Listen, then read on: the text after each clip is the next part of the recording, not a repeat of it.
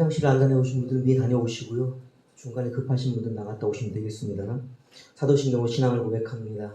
전능하사 천지를 만드신 하나님 아버지를 내가 믿사오며 그 외아들 우리 주 예수 그리스도를 믿사오니 이는 성령으로 잉태하사 동정녀 마리아에게 나시고 본디오 빌라도에게 고난을 받으사 십자가에 못 박혀 죽으시고 장사한 지 사흘 만에 죽은 자 가운데서 다시 살아나시며 하늘에 오르사 전능하신 하나님 우편에 앉아 계시다가 저리로서 산자와 죽은 자를 심판하러 오시리라. 성령을 믿사오며 거룩한 공예와 성도가 서로 교통하는 것과 죄를 사하여 주시는 것과 몸이 다시 사는 것과 영원히 사는 것을 믿사옵나이다.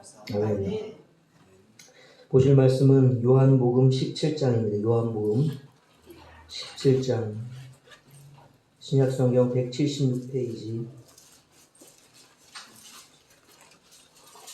요한복음 17장 1절에서 26절까지 교독으로 읽겠습니다.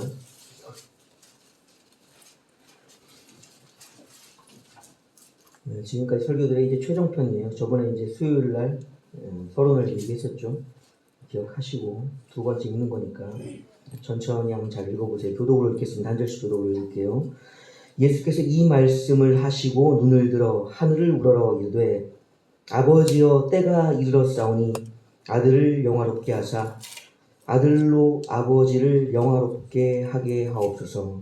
아버지께서 아들에게 주신 모든 사람에게 영생을 주게 하시려고 만민을 다스리는 권세를 아들에게 주셨으리이다. 영생은 곧 유일하신 참 하나님과 그가 보내신 자 예수 그리스도를 아는 것이니라. 아버지께서 내게 하라고 주신 일을 내가 이루어 아버지를 이 세상에서 영화롭게 하였사오니 아버지여 창세 전에 내가 아버지와 함께 가졌던 영화로서 지금도 아버지와 함께 나를 영화롭게 하옵소서. 세상 중에서 내게 주신 사람들에게 내가 아버지의 이름을 나타내었나이다. 그들은 아버지의 것이었는데 내게 주셨으며 그들은 아버지의 말씀을 지켰나이다. 지금 그들은 아버지께서 내게 주신 것이 다 아버지께로부터 온 것인 줄 알았나이다. 나는 아버지께서 내게 주신 말씀들을 그들에게 주었사오며 그들은 이것을 받고 내 아버지께로부터 나온 줄을 참으로 아오며 아버지께서 나를 보내신 줄도 믿었사옵나이다. 내가 그들을 위하여 비옵나니 내가 비옵는 것은 세상을 위함이 아니요 내게 주신 자들을 위함이니이다. 그들은 아버지의 것이로소이다. 내 것은 다 아버지의 것이요 아버지의 것은 내 것이온데 내가 그들로 말미암아 영광을 받았나이다. 나는 세상에 더 있지 아니하오나 그들은 세상에 있사옵고 나는 아버지께로 가옵나니 거룩하신 아버지여 내게 주신 아버지의 이름으로 그들을 보전하사 우리와 같이 그들도 하나가 되게 하옵소서. 내가 그들과 함께 있을 때 내게 주신 아버지의 이름으로 그들을 보전하고 지켜나이다. 그 중에 하나도 멸망하지 않고 다만 멸망의 자식뿐이오니 이는 성령을 응하게 함이니이다. 지금 내가 아버지께로 가오니 내가 세상에서 이 말을 하옵는 것은 그들로 내 기쁨을 그들 안에 충만히 가지게 하려 함이니이다. 내가 아버지의 말씀을 그들에게 주었사오니 세상에 세상이 그들을 미워하였사오니 이는 내가 세상에 속하지 아니함 같이 그들도 세상에 속하지 아니함으로 인함이니이다. 내가 비옵는 것은 그들을 세상에서 데려가시기를 위함이 아니요 다만 악에 빠지지 않게 보전하시기를 위함이니이다. 내가 세상에 속하지 아니함 같이 그들도 세상에 속하지 아니하였사오나이다. 그들을 진리로 거룩하게 하옵소서. 아버지의 말씀은 진리이다. 아버지께서 나를 세상에 보내신 것 같이 나도 그들을 세상에 보내었고 또 그들을 위하여 내가 나를 거룩하게 하오니 이는 그들도 진리로 거룩함을 얻게 하려 함이니이다. 내가 비옵는 것은 이 사람들만 위함이 아니요 또 그들의 말로 말미암아 나를 믿는 사람들도 위함이니 아버지여 아버지께서 내 안에 내가 아버지 안에 있는 것 같이 그들도 다 하나가 되어 우리 안에 있게 하사 세상으로 아버지께서 나를 보내신 것을 믿게 하옵소서. 내게 주신 영광을 내가 그들에게 주었사오니 이는 우리가 하나가 된 것 같이 그들도 하나가 되게 하려 함이니이다. 곧 내가 그들 안에 있고 아버지께서 내 안에 계시어 그들로 온전함을 이루어 하나가 되게 하려 함은 아버지께서 나를 보내신 것과 또 나를 사랑하신 같이 그들도 사랑하신 것을 세상으로 알게 하려 함이로소이다. 아버지여 내게 주신 자도 나의 이곳에 나와 함께 있어 아버지께서 창세전부터 나를 사랑하시고 내게 주신 나의 영광을 그들로 보게 하시기를 원하옵나이다. 의로우신 아버지여 세상이 아버지를 알지 못하여도 나는 아버지를 알았사옵고 그들도 아버지께서 나를 보내신 줄 알았사옵나이다. 내가 아버지의 이름을 그들에게 알게 하려고 또 알게 하리니 이는 나를 사랑하신 사람이 그들 안에 있고 나도 그들 안에 있게 하려 함이니이다. 아멘. 아멘. 내용은 뭐 여러 번 읽으셨으니까 다 아실 거라고 믿어요. 저번 시간에 이어서 성경의 목적이 무엇인가 하는 것도 우리가 저번 시간 살펴보았죠. 또 성경의 목적은 우리가 이제 하나씩 찾아보면 다시 한번 이제 정리를 합니다. 요한복음 20장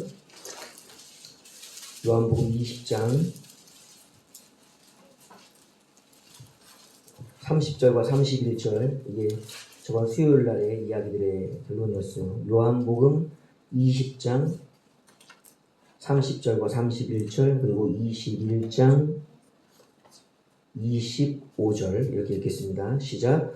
예수께서 제자들 앞에서 이 책에 기록되지 아니한 다른 표적도 많이 행하셨으나 오직 이것을 기록함은 너희로 예수께서 하나님의 아들 그리스도이심을 믿게 하려 하며 또 너희로 믿고 그 이름을 힘입어 생명을 얻게 하려 함이라. 또 21장 25절 시작. 예수께서 행하신 일이 이외로 많으니 만일 낱낱이 기록된다면 이 세상이라도 이 기록된 책을 두기에 부족할 줄 아노라. 네, 저번 시간에 계속 말씀드렸죠. 우리가 요한복음뿐 아니라 성경의 모든 말씀을 읽는 이유, 성경이 기록되어 존재하는 이유는 이것을 읽는 자마다 동일한 예수님의 말씀과 사도들의 말씀, 선지자들의 말씀을 듣게 하기 위해 그들이 없어도 선지자들과 사도들이 다 돌아가시고 예수님도 이 땅을 떠나셨어도 그분들의 말씀을 후세에도 동일하게 듣기 위함이라는 거예요. 그러니까 오늘 우리가 읽는 이 말씀은 누구의 말씀인가? 예수께서 친히 하신 말씀이요. 선지자들이 친히 하신 말씀이요. 사도들이 친히 하신 말씀이라는 거예요. 그래서 말씀은 기록되어 있는 글이 아니라 무엇이다? 하나님의 말씀, 예수 그리스도의 말씀, 선지자들의 말씀, 사도들의 말씀이 지금 우리에게 들려지고 있다라고 성경은 말하고 있다는 걸 이해하라는 것이에요. 이 이해가 바로 믿음의 시작인 거예요. 이것을 이해하지 못하면 성경을 아무리 읽어도 성경이 무엇을 말하고 있는지 끝내 몰라요. 그래서 내가 무엇을 믿고 있는지 또 무엇을 말하고 있는지도 알지 못하고 하고 있는 것이 태반의 이야기들이에요. 꼭 기억하시기 바라요. 성경은 무엇이다? 하나님의 말씀, 글이 아닌 말씀이다. 그 말씀을 기록한 것이요. 또 성경은 무엇이다? 예수 그리스도의 말씀이다. 또 성경은 무엇이다? 선지자들의 말씀이다. 또 성경은 무엇이다? 사도들의 말씀이다. 이것을 뭐하라? 네, 기억하고 믿어라. 그것을 믿으면 무엇을 얻게 된다? 영생, 구원, 천국을 얻게 된다는 것이 굉장히 쉬운 얘기잖아요. 그죠? 그 성경을 읽었는데 모른다. 성경을 읽는데 안 믿었다. 그것은 큰 문제가 생기는 것이에요. 이거 꼭 기억하셔야 돼요. 그것이 저번 시간에 이렇게 서론이었어요. 길었지만 간단하죠. 서론은 성경을 하나님의 말씀으로 듣고 구원을 얻어라 라는 것이에요. 오늘 요한복음 17장 말씀은 우리가 14, 15, 16장을 쭉 읽어왔었습니다. 그 마지막에 이제 성령에 대한 이야기가 14, 15, 16장이에요. 너희에게 성령을 줄 것이다. 그리고 성령을 왜 받아야 되는지에 대한 이야기를 계속 해오신 거예요. 그리고 마지막으로 하시는 예수님의 속마음의 기도가 바로 17장이에요. 우리는 물론 겟세마네의 기도도 알고 있죠. 겟세마네의 기도도 제자들이 들어서 그것을 기록해 놨잖아요. 그러니까 예수님이 겟세마네 동산에서 마지막으로 핏방울이 땀방울이 되도록 그렇게 애를 써서 기도했던 그 기도는 무엇을 위한가? 다음 날 있을 사명을 감당하기 위한 기도. 그러니까 예수님 자신을 위한 기도예요. 예수님 자신을. 그리고 십자가의 7마디 외침, 가상칠언은 온 인류를 위한 외침이에요. 그래서 구분되어 있어요. 예수님의 겟세마네 기도는 자기가 하나님의 뜻을 이루기 위한 예수님의 개인 기도, 사명을 위한 기도. 그리고 가상칠언은 온 인류를 향한 마지막 선포의 말씀, 기도. 그리고 오늘 17장은 예수님을 위한 것도 아니고 인류를 위한 것도 아니에요. 이 17장은 사랑하는 자들인 교회를 위한 기도예요. 이 기도를 대부분 이제 그냥 간과하는 경우도 굉장히 많습니다. 사실 제일 중요한 것은 유다에게도 그렇고 베드로에게도 그렇고 제자들에게도 그렇고 예수님의 중보 기도가 있었기 때문에 예수를 부인하고 팔았고 또 모두 도망갔지만 그들이 믿음이라는 것이 무엇인지를 깨닫고 다시 예수를 증언하는 믿는 자들이 된 그 일이 사도들을 위한 예수님의 중보기도 때문이었거든요. 그러니까 오늘 이 17장 곧 예수님께서 마음속으로 무엇을 기도하셨는지 이 기도의 내용에 의해서 뭐가 존재하냐면요. 교회가 존재하는 거예요. 그래서 사도들을 위한 중보도 중요하지만 17장의 대상이 바로 교회들이었다. 똑같이 예수님을 팔고 부인하고 도망갈 것인 교회들을 위한 중보 기도가 바로 17장이었던 것이에요. 이래서 17장을 모르면 성경을 아무것도 모르는 것이, 그 예수를 모르는 것이라는 결론을 내릴 수가 있는 것이에요. 오늘 교회가 그토록 타락했으나 그래도 존재하는 이유, 세상의 심각한 박해 속에서도 존재하는 이유는 이 17장의 예수님의 기도 때문이에요. 여러분이 잘나서 그런 것도 아니고 목사들이 잘 가르치고 믿음이 좋아서도 아니고 세상이 살만해서도 아니고 예수님이 17장의 기도를 아버지께 드림으로 하나님 아버지가 이 기도에 대한 응답으로 교회를 지키시기 때문이라는 거예요. 꼭 기억하시기 바라요. 우리의 믿음이 어떻고 목회자들이 어떻고 세상이 어떠해서가 아니라 예수님이 그렇게 아버지께 기도하셨고 아버지가 그 기도를 들어주셨기 때문이다. 꼭 기억하시기 바라요. 정리합니다. 17장 기도의 의미 다시 한번 얘기합니다. 17장은 누구를 위한 기도다? 교회를 위한 기도. 그 교회는 어떻게 할 교회들이다? 첫 번째, 예수님을 부인할 교회. 다시 한번 예수님을 부인할 교회들. 예수님을 버리고 도망갈 교회들. 예수님을 팔아넘길 교회들을 위한 중보 기도이다라는 걸 꼭 생각하셔야 돼요. 그 교회들 속에 누가 포함되어 있는가? 우리도 포함되어 있어요. 우리도 예수님을 뭐 할 수 있는가? 부인하고 팔고 버리고 도망갈 수 있다. 꼭 기억하셔야 돼요. 모든 교회 속에 내가 포함되어 있다는 사실. 그리고 그 기도의 모습 속에 예수님이 나를 어떻게 하시니? 교회를 회복시키듯이 나를 회복시키실 소망을 하나님께 기도드렸다는 사실도 꼭 기억해야 돼요. 나의 행함보다도 앞선 것이 무엇이다? 알고 기도하셨던 예수님의 기도가 선행되어 있었다는 사실 꼭 기억하셔야 돼요. 이걸 기억 못하면 믿음의 자리로 결코 돌아올 수 없다. 예수 부인한 자 다시 한번 예수를 믿는다고 말할 수 없다. 예수를 판 자 내가 예수를 사랑한다고 고백할 수 없다. 예수를 버리고 도망간 자 내가 성도라고 말할 수 없다. 결코 없습니다. 그러나 예수님의 기도를 떠올리고 이 기도가 자기에게 믿음의 기도가 되어진다면 회복할 수가 있습니다. 아직은 그때가 아니죠. 미리 말하는 것뿐. 이것도 예수님이 자신의 맨 사역의 끝 그때 하신 기도니까 우리 교회도 교회의 시대가 끝나는 날 이 기도를 기억하는 자만이 생존할 수 있을 것입니다. 자, 그리고 또 다음으로 드릴 말씀들은 사실 요한복음은 성경의 모든 것의 최종적인 것. 복음서도 순서상도 마지막으로 되어 있죠. 복음서가 이제 마태, 마가, 누가, 요한복음 이렇게 예수님에 대한 이야기들이 사복음서로 나오시잖아요. 근데 그 복음서 중에 순서도 제일 마지막 복음서지만 사실 내용상으로도 가장 마지막 최종적인 예수님의 복음의 이야기들이. 그래서 모든 서신서를 이해하려면 또 요한계시록을 이해하려면 무엇을 이해해야 되는가 하면 요한복음을 이해해야 돼요. 또 구약의 모든 내용과 또 복음서를 다 이해하려면 무엇을 먼저 알아야 되는가 하면 요한복음을 사실 이해해야 돼요. 그러니까 요한복음은 구약과 모든 복음서 그리고 신약에 있는 모든 계시와 편지들을 총종합한 결론적인 복음서다. 그리고 또 제일 늦게 기록되었죠.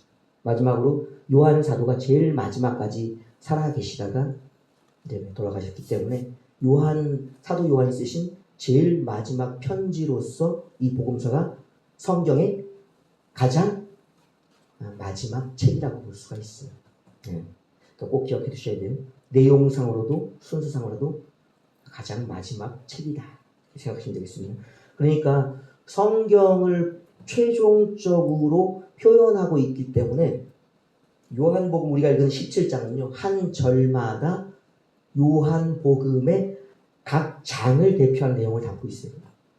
그래서 이 17장의 내용을 끝까지 잘 이해한다면 요한복음을 1장부터 끝장까지 이해하는 것이고 또한 복음서를 처음부터 끝까지 마태, 마가, 누가복음을 이해하는 것이고 또한 모든 성경을 이해하는 토대가 되어진다라고 생각하시면 되겠어요. 그래서 1절부터 내용들을 하나하나 살펴보면서 또 한번 이해를 도도하겠습니다. 오늘 시간이 길으니까 중간에 화장실 급하신 분 다녀오시기 바라요. 알아서 조용히 다녀오시면 됩니다. 먼저 1절입니다. 1절의 내용은 이렇게 되어 있죠. 예수께서 이 말씀을 하시고 이 말씀이 곧 뭐예요? 이 말씀을 하시고 이 말씀이 어떤 말씀을 하신 거예요? 지금 17장에 기록되어 있는 기도하는 모든 말씀들을 하시고 하시고 그러니까 17장 1절은요. 기도를 듣기 위한 자가 하는 말이 아니고 예수님의 17장에 모든 기도를 들은 자가 하는 말이에요. 17장 1절은 예수님의 기도를 뭔 기도를 하실지를 들을 준비를 하고 있는 자가 하는 것이 아니고 예수님의 모든 기도를 듣고 난 후에 하는 표현이에요. 이 말씀은. 그 말씀 내내 예수님이 어떻게 행동하고 계셨는가를 우리가 알 수 있게 해주는 말씀이거든요. 그래서 이 말씀을 하고 계실 때 기본적으로 뭐라고 되어 있어요? 눈을 들어 하늘을 우러러 이르시되. 그러니까 이 동작은요 어떻게 하냐면 눈을 들었다는 게 눈을 이렇게 치겠다는 게 아니에요. 눈을 들으려면 어떻게 먼저 고개가 올라가야죠. 당연하죠.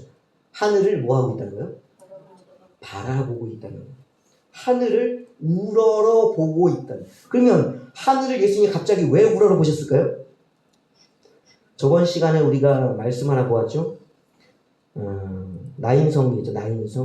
나인성에 들어가려고 가까이 가셨을 때 나인이라는 성에서 상여를 메고 나오는 한 무리를 만났죠.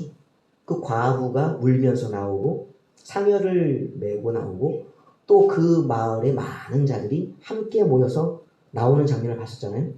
그때 예수님이 나오는 관을 향해 손을 얹으시고 분명히 관짝 안에 누가 있어요? 관이 나와 있으니까. 시체가 있죠. 근데 그 시체가 누구의 시체인지 예수님은 묻지 않았어요. 묻지 않고 관에다 손을 얹은 다음에 바로 그 관 속에 있는 사람과 대화를 하는데, 첫 번째 보세요. 뭐라고 불렀어요? 관 속에 있는 자를 청년아. 관 뚜껑 열었어요? 그럼 관 안에 있는 걸 어떻게 보죠? 관 안에 있는 걸 어떻게 봤어요? 투시? 레이저 뭐 이런 거 써갖고 쫙 보나요?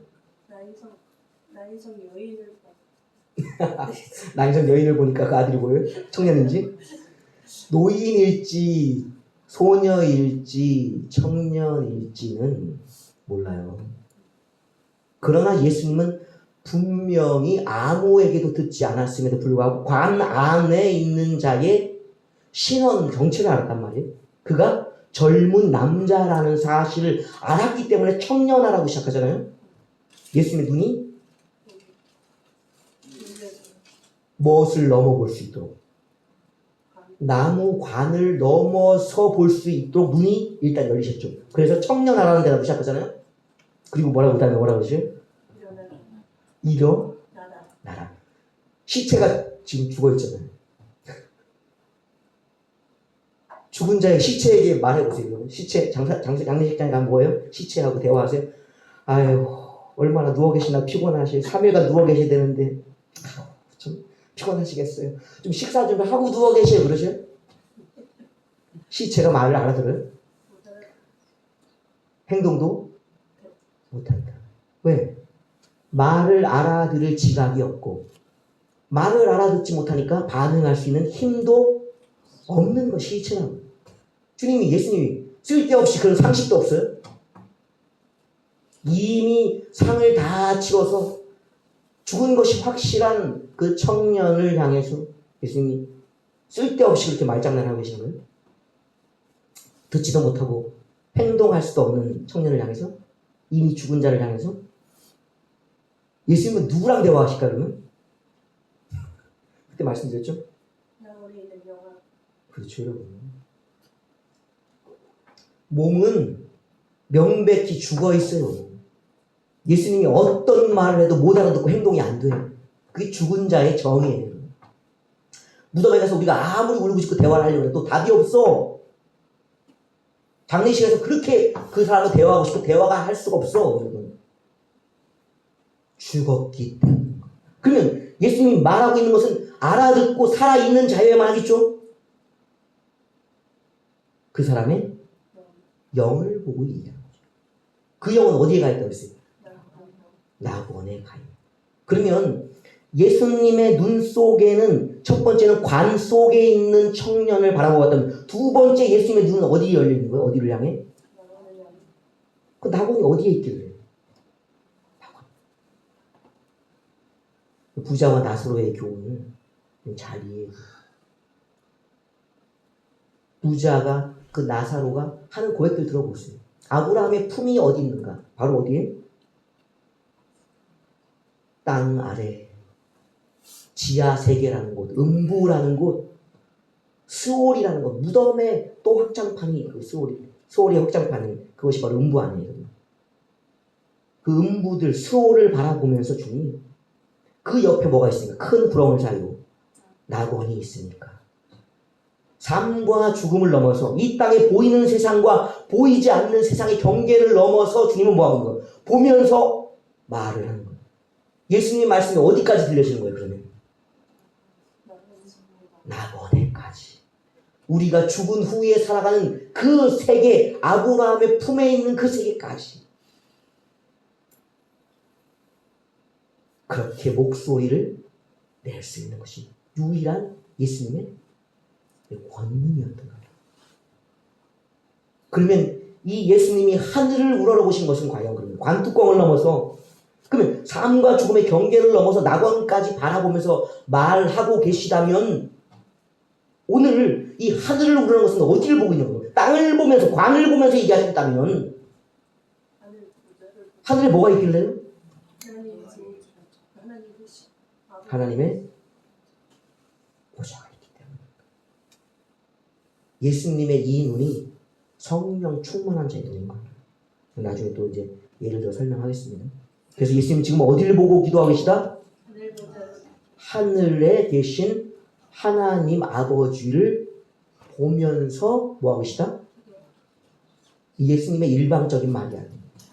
마귀가 둘째 하늘에서 가로챌 수 있는 말이 아니에요. 이것은. 우리 기도 얘기하죠, 어른들이. 우리 기도가 응답되지 않은 첫 번째 이유, 믿음으로 하지 않기 때문에 첫 번째. 두 번째는 기도에 힘이 없기 때문에 중간에 올라가다 다 어떻게 된대요? 기도가 다 마귀에게 꺾여서 떨어진다고 그러죠. 상달되지 못하는 기도. 욕심으로 구하기 때문에, 믿음으로 구하지 못하기 때문에, 기도에 힘이 없기 때문에 중간에 다 떨어져 버린다고 얘기하잖아요. 그럼 예수님의 이 기도는 뭐 하고 있는 거예요? 하나님이 친히 들으실 수 있도록 그 앞으로 상달되어져 가는 기도의 본을 보이는 거예요. 그래서 아버지께 뭐 한대요? 내가 아버지께 기도한다고 말하는 거예요. 아버지께서 들으시는 것이야말로 아버지께 기도한다는 거예요. 아버지께 듣지 않으시고 아버지께서 받지 않으시는 것을 기도한다고 말할 수가 없는 거예요. 예수님이 좋은 기도를 보여주시는 거예요. 반드시 하나님이 듣고 성취하실 것, 그것이 바로 뭐다? 기도다라고 기도를 보여주고 계시는 거예요. 이 기도는 예수님이 아버지께 기도하는 건데, 예수님과 아버지의 은밀한 대화인데 꺼내놓을 필요가 있는 거예요? 없는 거였죠? 저번에 말씀드렸죠? 예수님의 이 기도가 그냥 말로 하는 것이 아닌 하나님께 뭘로? 하나님은 영이시니 무엇을 기도해야 돼요? 영에게 말할 때는 뭘로 말해야 돼요? 영으로 말해요. 영으로. 영과 영이 대하는 거예요. 우리가 사람인데 제가 대화 한번 해볼까요? 알아들으신 분? 못 알아들으세요? 제가 말했는데? 네? 저는 말하고 있는데? 못 알아듣는다고요? 정말요? 신기한 일이네? 내가 말하고 있는데 왜 못 알아듣죠? 왜 제 말을 못 알아듣죠, 여러분? 소리가 안 나요. 뭐가 안 나서? 소리가 뭔데요? 사람이 표현하는 말, 육성. 왜 육성이 필요할까요? 육은 육의 말로 통하니까. 영은 뭔 말이 필요한가? 영의 말로 해야 돼요. 그래서 예수님은 하나님께 말할 때 아버지께 말하는데 왜 사람의 말로 해요? 이 말은 사실 육성이 아니라 영으로 기도하는 방언 기도인데, 사람이 알아듣고 있으니까 영이 말하는 말을 알아듣는 길은 뭐다? 영의 언어를 무엇하는 것? 통역하는 것이었다라고 생각하셔야 돼요. 이해하셔야 돼요. 이 통역이 없으면 예수님이 뭘 말하고 계시는가? 아버지께 우리는 알 수가 없어요. 예수님의 영이 아버지인 영과 영에 대하기 때문에. 하물며 제가 말하지 않아도 여러분 못 알아듣잖아요. 제가 영으로 기도하면 어떻게 알았겠냐. 바울이 그렇게 얘기하잖아요. 교회 왔는데 와다다다다다 우르카라카라바바 이리키로 왔어 내키로 방언으로 다 떠들고 있으면 들어온 사람들이 모두 뭐 한다고? 저 사람이 미쳐. 아니 방언하는데 왜 미치다 그래요? 뭐 하니까? 못 알아들으니까. 영의 말은 영이 알아듣는 거지, 영의 말을 육의 사람이 알아들을 수가 없다. 뭐 하지 않으면? 통역하지 않으면 할 수가 없는 거예요. 그래서 예수님의 기도는 무엇이다? 하나님께 드리는 영의 방언 기도였고, 그 방언 기도를 모든 제자들이 알아듣지 못하니까, 통변의 은사가, 통역의 은사가 없으니까 스스로가 무엇 해주시면서 자신의 영의 기도를 제자들에게 통역해주면서 하시는 기도다. 예수님이 은사를 쓰고 계시다. 알아두시기 바래요. 그리고 또 하나가 있죠. 기도 내용이 뭐예요, 그러면? 아버지요, 때가 이르렀사오니. 뭔 때예요, 갑자기? 이 때가 뭘까요?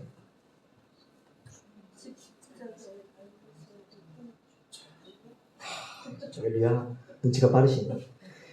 근데 이걸 다 알아듣는 게 아니에요. 그럼 말씀 한번 볼게요. 몇 군데 찾아보면서. 누가복음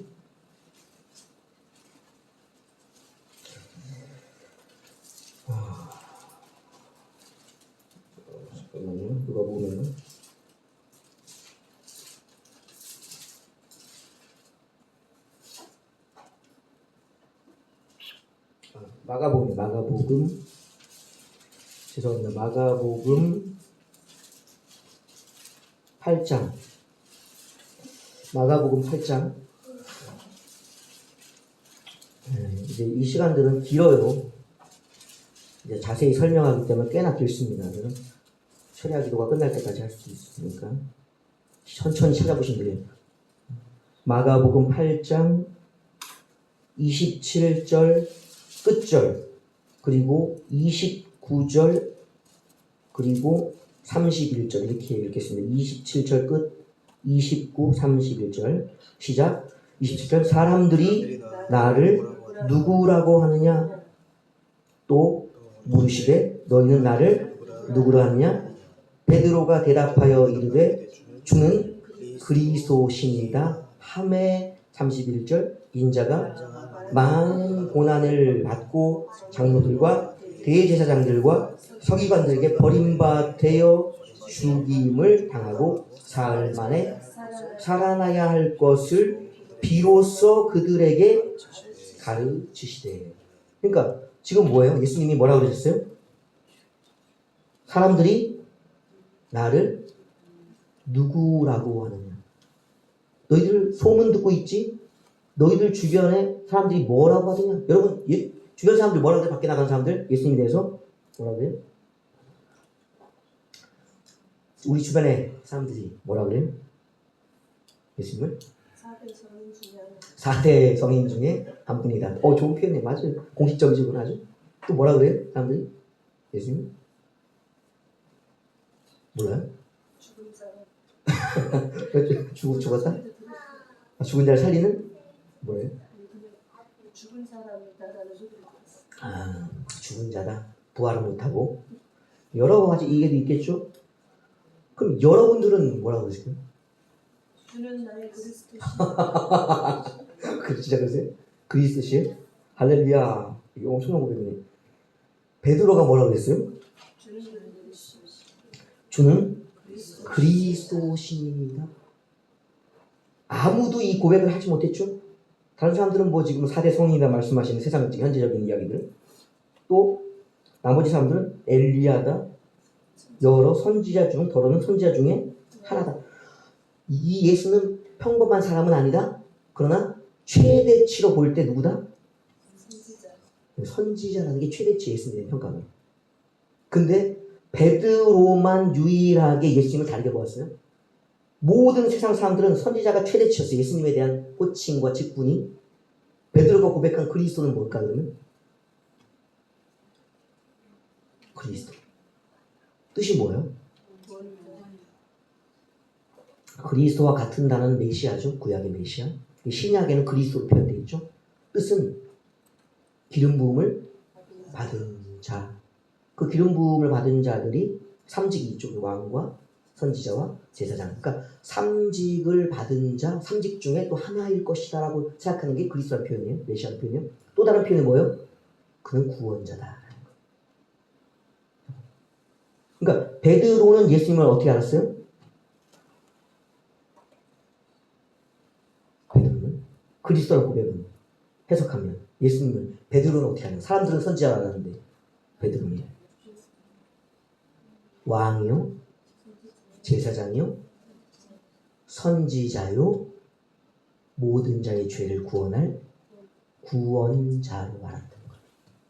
그래서 이 고백을 칭찬한 거예요. 이 고백은 사람이 너를 알게 해준 것이 아니라 하나님이 너를 그렇게 알도록 허락해줬다는 고백을 하는 거예요. 이 고백 위에 교회가 세워진 거예요. 우리는 배워서 그리스도를 고백하잖아요. 누구에게? 그리스도인지 누가 어떻게 알았어요, 여러분? 사실 솔직하게 얘기해서 거짓말 하지 말고 뻥치지 말고. 성경에서 세웠어요. 네? 성경에서 배웠어요? 할렐루야. 저 제대로 배웠는데. 진리의 말씀도 사람에게 벌써 큰일 나는 거예요, 여러분. 사람 중에 그것을 아는 자는 없어요. 하나님만이 알고 계신 비밀이기 때문에 하나님의 말씀이 어디에?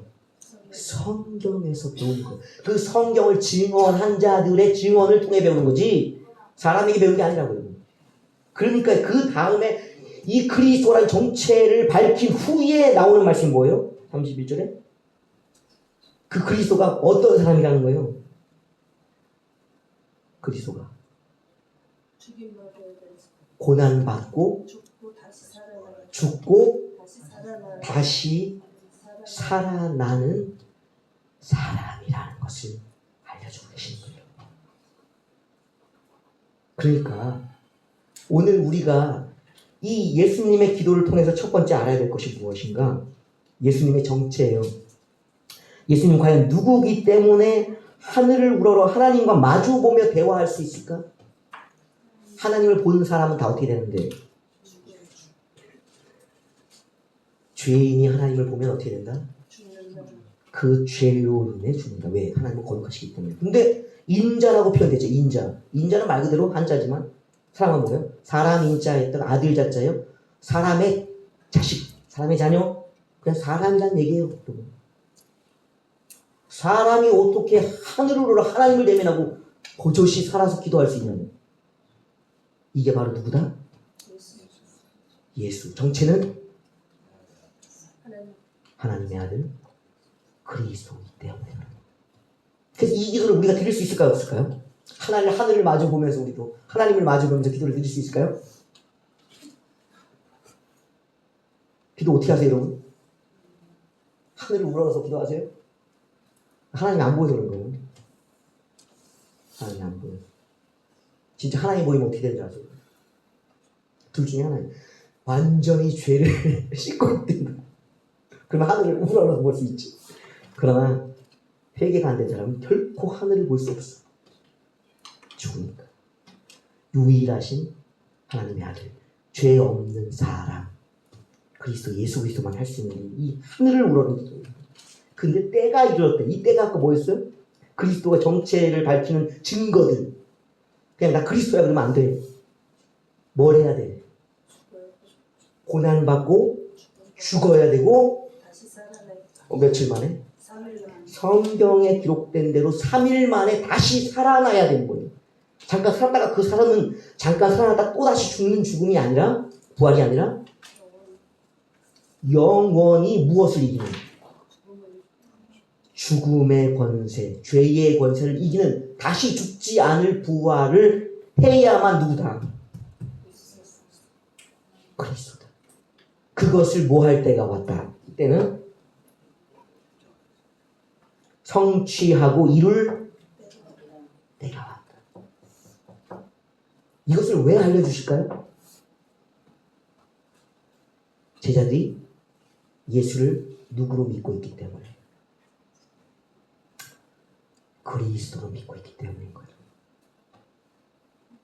오늘 우리 안에서도 우리가 배우는 고백, 사람을 통해 배운 고백은 아니죠. 성경을 통해서 믿음의 사람들의 증언을 통해서 배운 예수가 그리스도라는 고백으로 동일하게 하죠. 그렇기 때문에 무엇을 알고 믿을 수 있는가? 예수님의 고난과 죽으심과 영원한 부활을 우리가 알고 믿을 수 있는 거예요. 반대로 이야기하면 내가 오늘 예수께서 고난받으신 고난의 의미를 모르고 그의 죽으심의 의미를 모르고 그의 3일 만의 부활을 모르고 믿지 않고 있다면 내가 드리는 주는 그리스도, 예수가 그리스도라는 고백, 그 고백은 가짜다.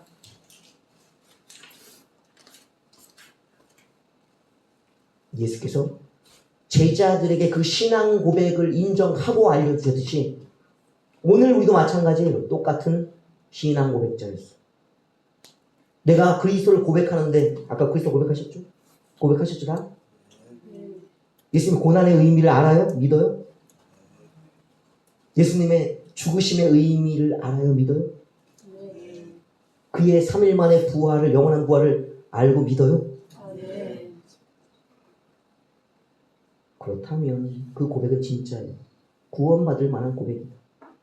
그렇지 않다면 아직 제자가 아니다. 구원받은 제자가 아니다. 꼭 기억하시기 바래요. 그래서 지금 말씀하시는 거예요. 너희들에게 전에 너희 신앙 고백이 있을 때 가르쳐 주었던 그 고백을 드디어 고백이 아닌 무엇으로? 현실로서 너희가 체험하고 보고 믿게 될 것이다 라는 그 때가 다가왔다는 거예요. 그래서 이 때가 다가온 것을 예수님은 어떻게 이해하십니까? 뒤에 뭐라고 되어 있어요? 아들을 영화롭게 하사. 또 이 아들이 영화롭게 됨이 곧 무엇을 또 일으킨대요?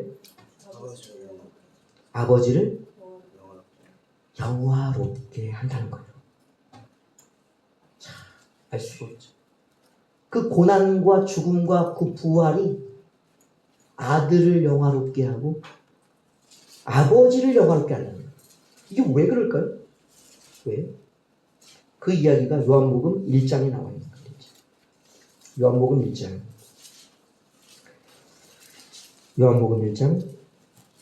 그 말이 왜 예수님과 아버지를, 하나님 아버지죠. 영화롭게, 하늘 아버지를 영화롭게 하느냐. 1장 1절.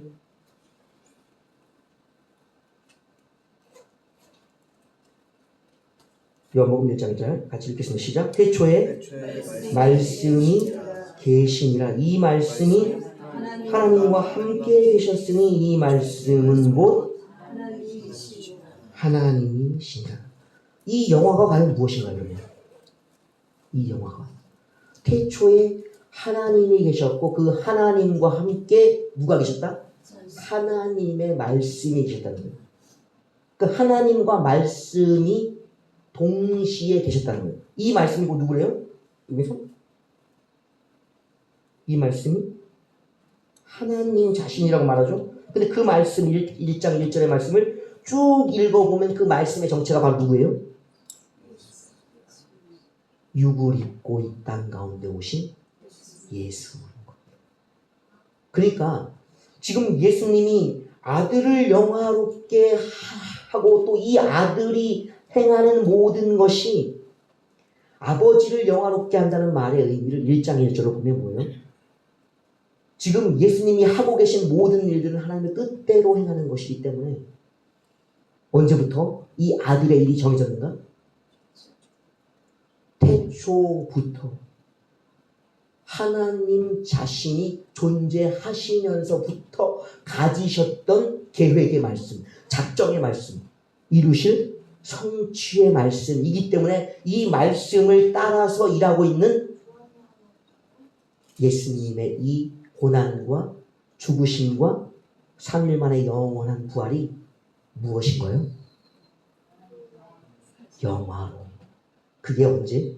영원 전부터 있었던, 만세 전부터 있었던 하나님의 말씀이기 때문에. 이 말씀이 우리가 이해할 수 있는 말씀이 아니에요. 그래서 이 말씀은 아까 성경의 내용에 대해서 정의에 대해서 읽었죠? 모든 말씀을 내 이해력으로, 내 경험으로 생각하는 것이 아니다. 어떻게 들어야 한다? 어떻게 이해해야 된다? 어떻게 믿어야 한다? 이게 안 되는 거예요. 만세 전부터 하나님의 계획이 고난과 그 죽음과 부활이라는 것이 영원한 세상에 그것이 없는데, 천사들이 그 이후에 지어질 세상에도 없는데, 그 한참 뒤에 지어질 사람의 타락도 아직 없는데 이해되고 믿어진다는, 그게 기적인 거예요. 우리로선 이해할 수 없는 말씀, 오직 뭐만? 진리의 말씀을 그대로 받아들이는, 말씀을 영접하는 그 믿음만이 이 말씀을 이해할 수 있다는 말이에요. 그 말씀을, 태초부터 계셨던 그리스도의 사역의 말씀, 이후 존재적인 말씀들을 그냥 받아들이는 것이 뭐의 영광인가? 누구의 영광인가? 아들, 누구예요? 예수 그리스도의 영광. 또 누구? 하나님 아버지의 영광. 그럼 1절을 통해서 우리가 살펴볼 말씀은 핵심은 뭐예요? 하나님을 어떻게 영화롭게 할 수 있겠냐는 겁니다. 물론 영화에 대한 많은 이야기가 있습니다. 사역으로 지금 너희가 뭐 하고 있는 일들, 선한 행실을 통해 아버지께 영광 돌려라. 또 내가 하고 있는 일들이 영광이다. 물론 그런 표현도 있어요. 그러나 하나님을 영화롭게 하는 길 1절을 근거라면 뭐가 될 수 있는가? 예수님의 고난과 죽으심과 부활을 믿는 것. 그것이 아버지와 아들을 영화롭게 하는 거예요. 참된 영광을 아세요? 참된 영광을? 한 번이라 돌려본 적 있을까요?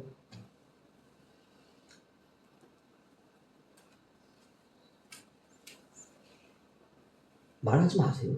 양심으로 대답해 보세요. 나는 한 번이라도 아들과 하늘아버지께 참된 영광을 돌려본 적이 있다. 양심의 손을 한번 들어보세요.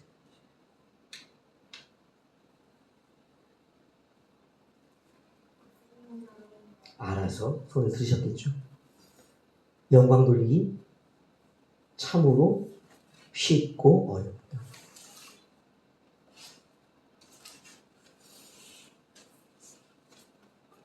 예수님의 고난과 죽음과 부활을 영으로 믿기가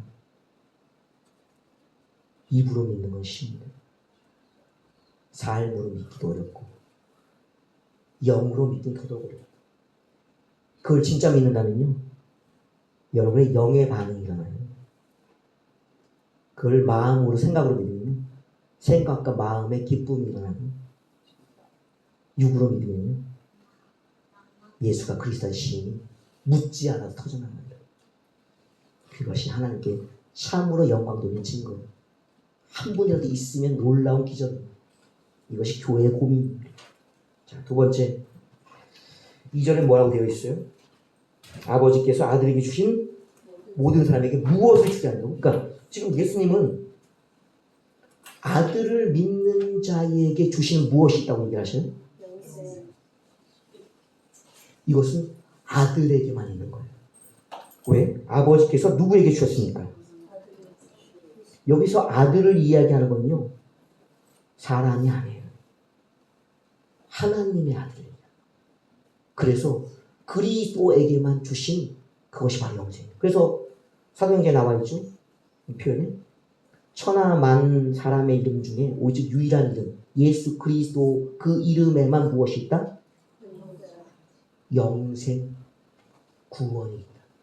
그러면 우리가 영생의 문제를 찾아 해낼 필요가 있어요? 진시황이 했던 일들이 뭐예요? 일화가 있죠? 아니.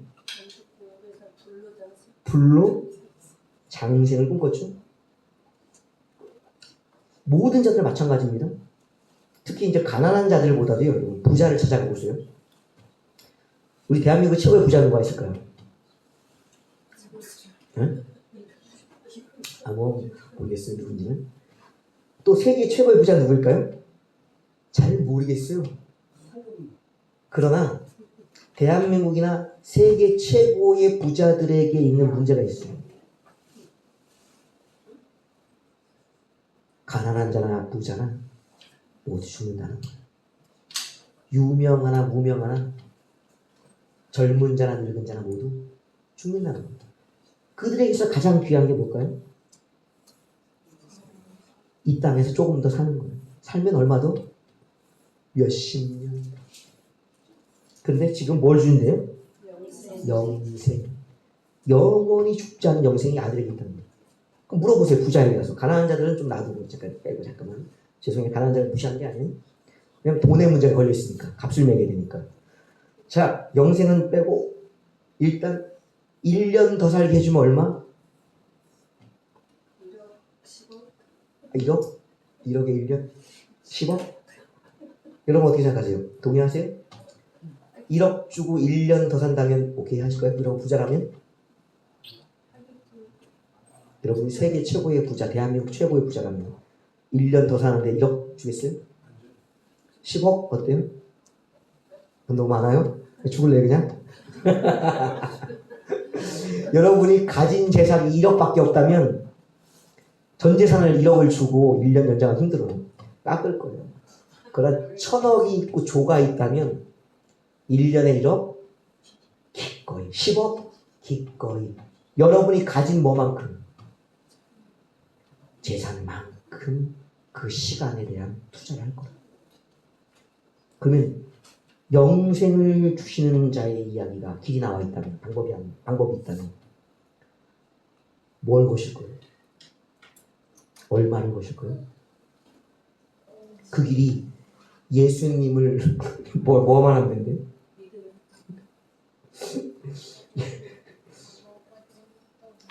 예수님을 받기만 하면, 예수님을 의지하고 믿기만 하면 영생을 준다는 거.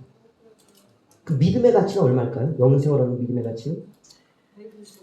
120억? 매길 수가 없다. 매길 수가 없다. 매길 수가 없다. 따질 수가 없다. 생명의 가치를 따질 수가 없어서 영생의 이야기가 측정 불가한 가치입니다. 이것을 아들에게 주셨기 때문에 그러면 이 측정 불가의 가치를 가지고 있는 예수는 얼마짜리 거예요?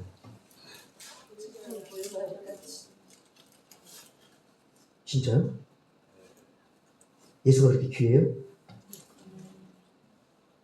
세상에 어떠한 가치로도 돈으로도 매길 수 없는 가치가 예수님께 있어요. 예수님은 어떻게 대해야 될까요? 겸손하게? 어떤 게 겸손한 건가요? 영생을 주신 예수를 대하는 태도? 하나님의 권위에 도전하는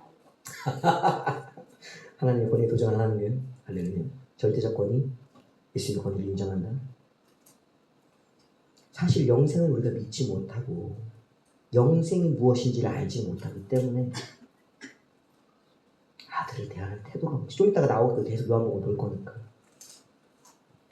하나님이 받으실 태초부터 계셨던 하나님과 태초 이전부터 계셨던 태초 이전이죠.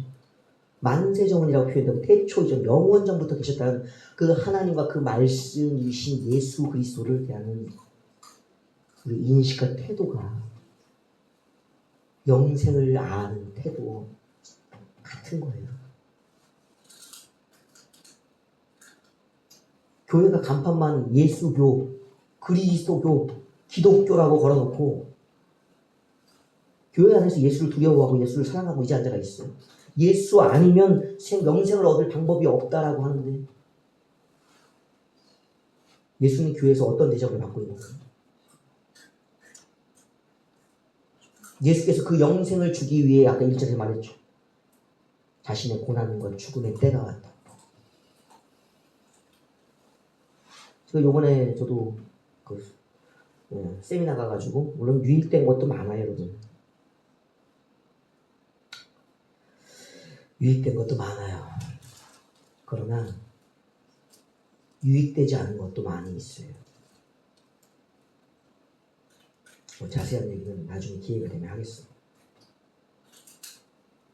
그러나 우리에게 정말 예수를 어떻게 대하는지에 대한 인식과 태도가 너무 무가치해, 너무 저렴해, 저가요, 무례해. 예수님의 이 마지막 유언의 핵심인 자신 안에 있는 영생을 우리가 알면서도 예수의 이름을 함부로 쓴다고 해요. 진짜 값을 매길 수 없는 가치를 대하듯이 대하고 있는가. 하다못해 회사의 사장님만 만나도 월급 주잖아요. 월급 얼마 받으세요? 300만 원? 300만 원을 주시는 사장님을 만나도 공손해요. 내게 300만 원을 주시기 때문에. 그것도 일한 대가로 주시는 거예요. 일한 대가로. 일 안 하면 안 줘, 그것도. 근데 우리가 일한 대가로 받는 영생이 아니잖아요. 예수님을 인정하고 믿는 대가로 값을 매길 수 없다는 영원한 생명을 주시는데 예수님을 대하는 태도는 우리 회사 사장님보다 못해요. 저도 마찬가지예요. 그 하나님의 말씀이라는 기록된 말씀, 성경을 대하는 태도부터가 우리가 사람을 대하는 것보다 못하게 대합니다. 이게 거짓말쟁인 거예요. 위선과 가식이 오는 거예요. 말씀을 이제는 믿어야세요. 사람의 예로 말하니 그것이 사람이 알아듣게 우리 사이에 있는 그런 마땅한 태도와 예의로 말하고 있는 거라고 수준이 어려운 얘기를 하는 게 아닙니다. 이들이 이해할 수 있을 정도로 말한다. 그게 바로 사람의 예로 말하고 있는 뜻이에요. 이해하셔야 돼요. 이해가 안 되면 뭘로 생각해야 되는가? 사람과 사람의 관계, 도의를 따라서 해석을 먼저 하셔야 돼요. 영적인 하나님과의 대화, 이 수준 말고 내가 저 사람에게는 어떻게 돼야지? 우리 사장님에게는 어떻게 돼야지? 내가 우리나라의 통치자와는 어떤 관계에 어떤 태도가 있지? 라는 수준에서 먼저 생각하시라고 여러분. 그것이 기초예요. 그것을 넘어선 게 항상 하나님과의 관계예요. 여러분. 이것을 이해하시고 적용하셔요. 그게 믿음이요. 나머지는 가짜요. 믿는 게 아니에요. 자, 2절 이야기 넘어가고 3절입니다. 2절 이야기 좀 남았네요. 만민을 다스리는 권세. 만민을 다스리는 권세? 그럼 요한복음 또 2장을 볼까요? 요한복음 2장.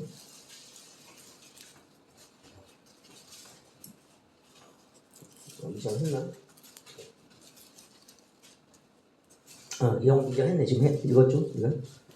요한복음 2장 읽었고. 자, 3절은 내용은 영생은 유일하신 참 하나님과 그가 보내신 자 예수를 아는 것이다. 그러니까 예수 안에 있는 영생이 곧 무엇이고 어떻게 얻어지는가 하는 거예요. 그럼 영생이 뭐래요? 참 하나님은 왜 참 하나님일까요? 정확한 표현이에요. 참이라는 것은요, 유일하다. 유일하다는 뜻은 뭐예요? 딱 하나밖에 없는. 그 하나밖에 없는 누구래요? 하나님이니까 누구예요? 세상에 많은 신이라고 불리는 하나님들이 아니라 삼천층 보좌에 앉아 계시고 예수 그리스도와 성령을 보내신 딱 한 분, 여호와 하나님. 이분이 유일하신 참 하나님. 그분은 어떻게 하는 거예요? 하나님은 아는 것, 그리고 그가 보내신 예수 그리스도를 아는 것이 영생이야. 우리 영생을 어렵게 생각했어요. 영생이 오래 사는 것이라고, 영원히 죽지 않는 것이라고 생각했던 거예요. 근데 지금 3절에는 뭐라고 얘기했어요? 영생이 하나님, 여호와 하나님을 아는 것, 또 예수 그리스도를 아는 것. 알면 되네요? 영생이 알면 되네요?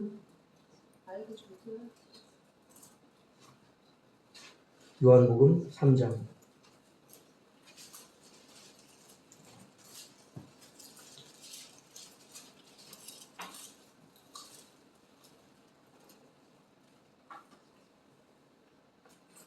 요한복음 3장 5절, 6절,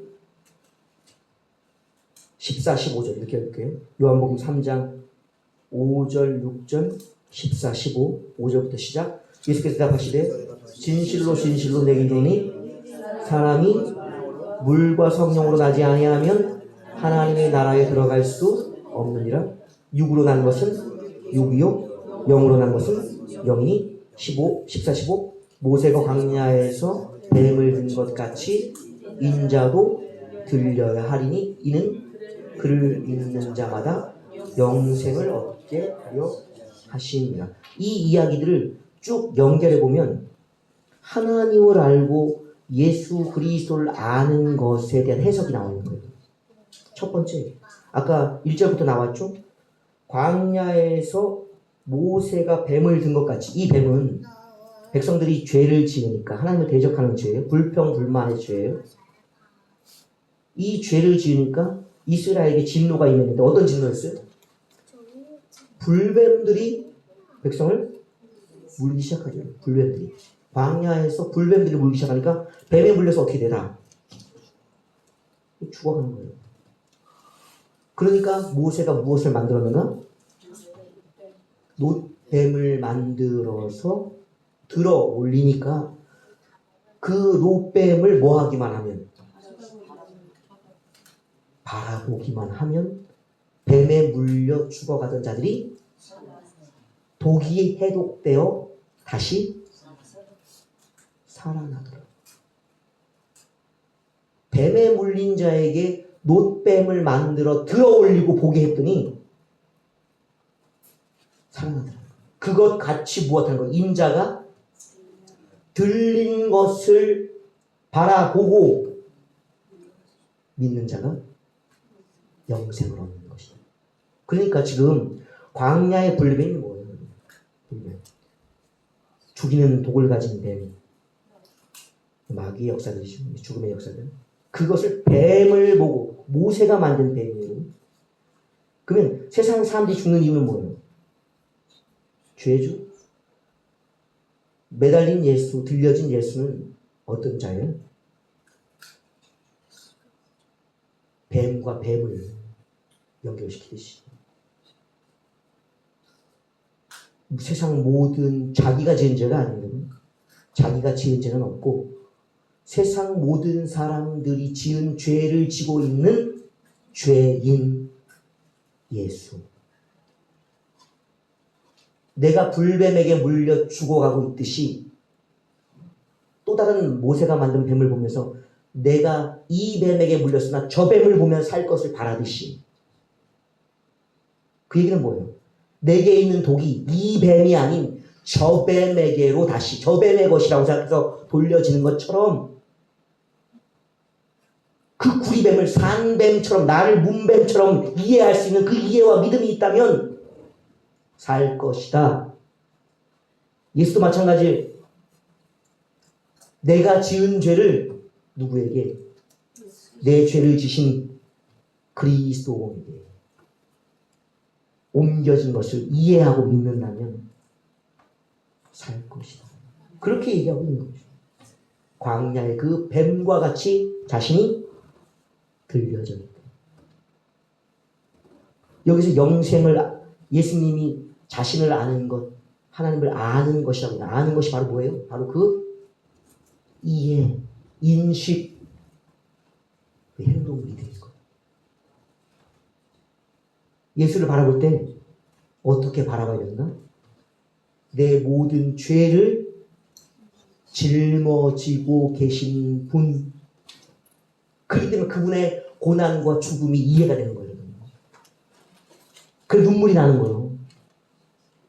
내가 독사에게 물려갖고 지금 죽어가는 이 고통 때문에 아파하는 것 같이 예수를 바라보는 그 마음이 그런 거야.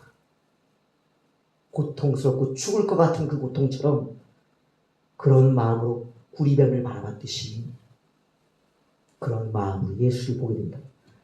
십자가 위에 예수님이 보여요, 여러분? 십자가 예수님 없잖아요. 그러나 빈 십자가는 의미가 없어요, 아직 우리에게는. 빈 십자가는 죄를 완전히 이긴 자만이 빈 십자가를 바라보는 거예요. 교회에 왜 빈 십자가를 걸어놨을까요? 우상이라서? 어떤 것도 만들지 말라고 했는데 그냥 죄 한번 지어보려고? 교회가? 십자가에 대한 굉장한 많은 논란이 있잖아요.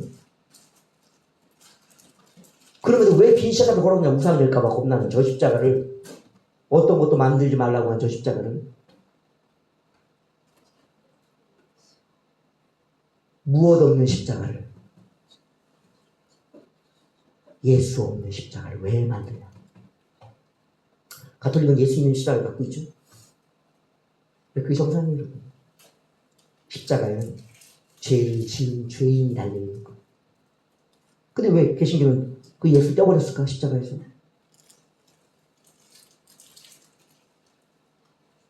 예수님이 그 죄를 다 십자가에서 해결하셨. 부활하신 예수이기 때문에 죽으신 예수가 아니라. 그래서 십자가를 바라볼 때 뭘 봐야 되는 거예요? 십자가에서 내려온 예수를 봐야지. 저 십자가에 매달려서 내려왔다는 거예요. 부활해서 승천했다는 거예요, 여러분. 십자가에 매달려 있지 않은 예수를 바라보고 있는 눈이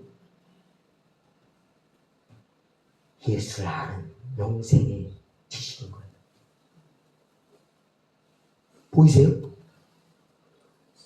십자가에서 내려오신 예수가 그게 바로 하나님의 뜻인 거예요. 그것을 믿는 자여야지 5절에 6절의 이야기가 비로소 적용되는 거예요. 5절 6절 뭐라고 되어 있어요? 그것을 믿는 자에게는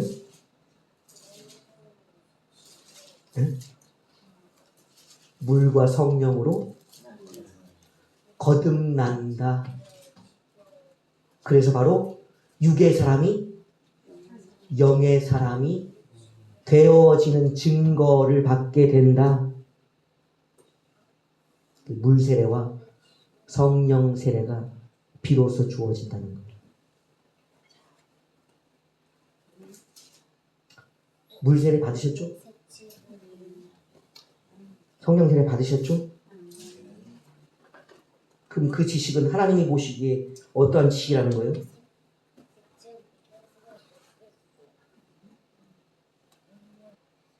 예수의 죽으심을 알고 고백했다는 거예요. 근데 문제는 뭔지 아세요? 처음 물 세례 받고 성령 세례 받을 때의 그 지식, 말씀의 지식과 그 영적 믿음의 고백이 성장하지 않는다는 거예요.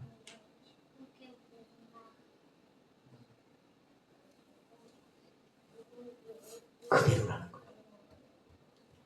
잘하지 않고.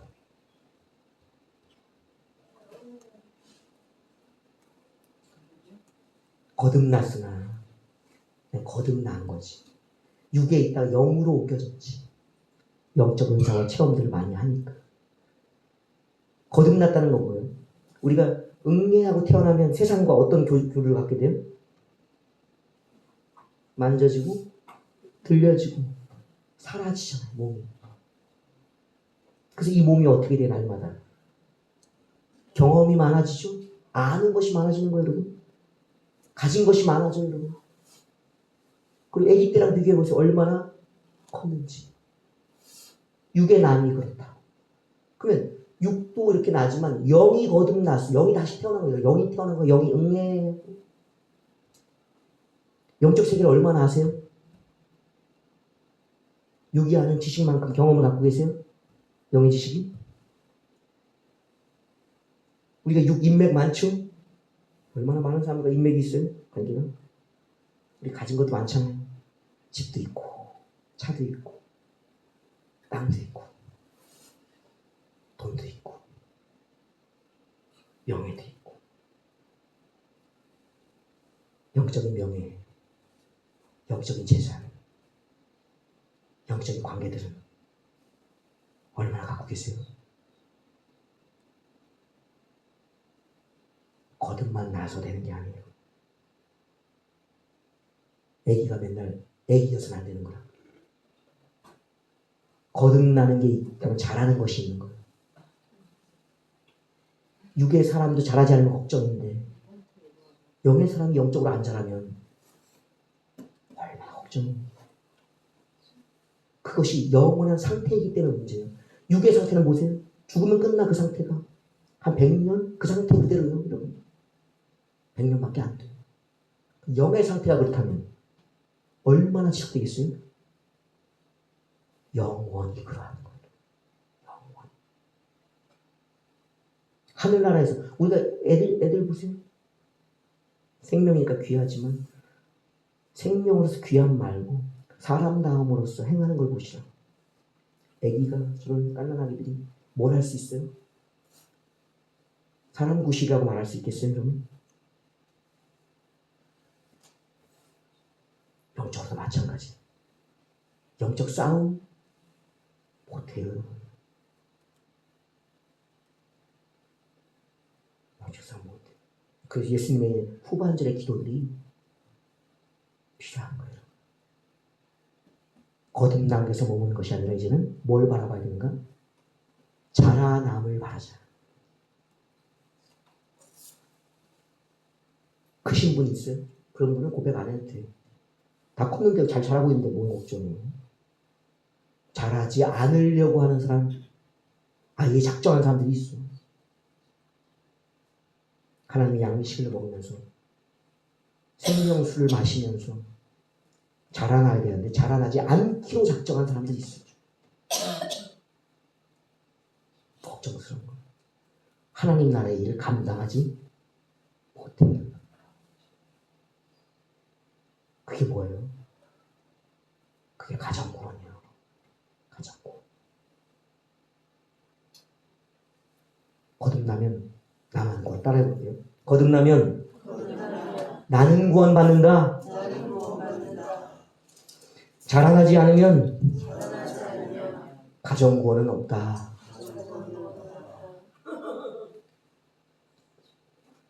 이 문제.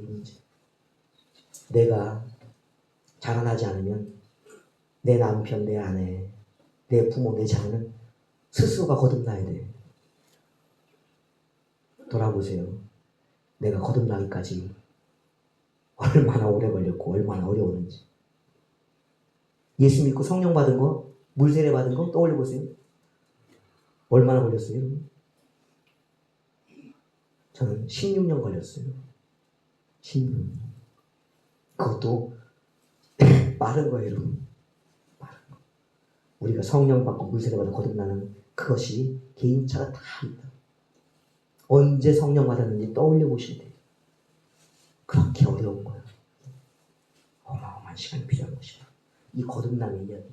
예수를 그렇게 구주로 믿고 성령 받고 물세례 받는 것이 어마어마한 것이다. 돌아보면서 내 믿음을 통해서 가정이 구원받도록 일할 수 있는 것은 자라남 속에 있다는 것을 꼭 기억하셔야 돼요.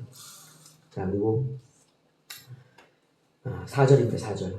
4절은 아버지께서 내게 하라고 주신 일을 내가 이루어 아버지를 영화롭게 했다는 거예요. 아까 나왔죠. 아버지를 영화롭게 하는 건.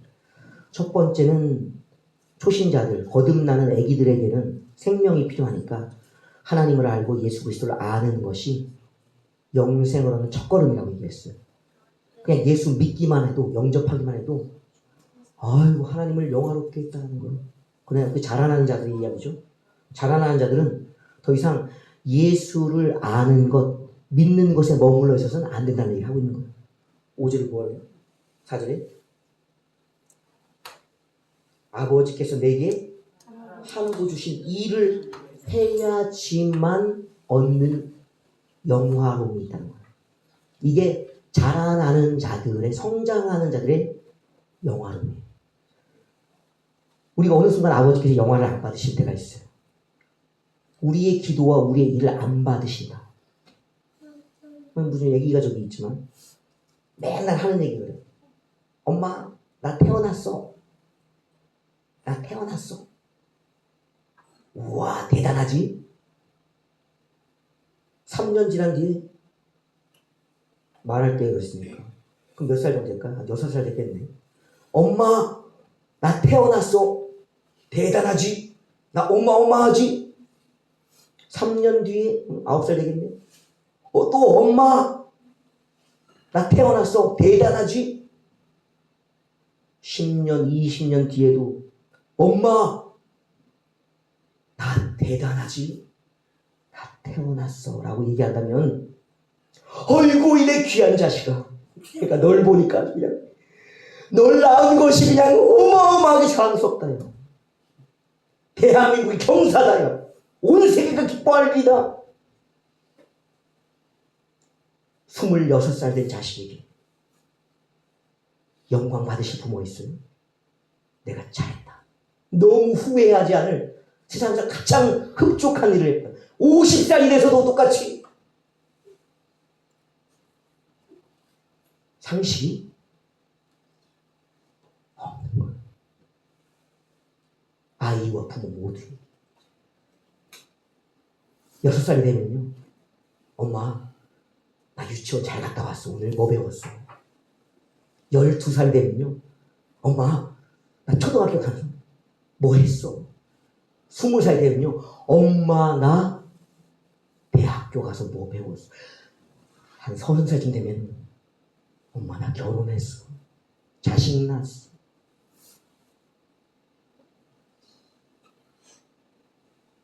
그 하는 일들이 커져가고 놀라운 자기 독립적인 일들이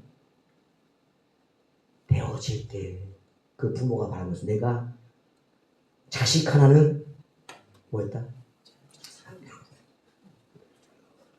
잘 낳았다.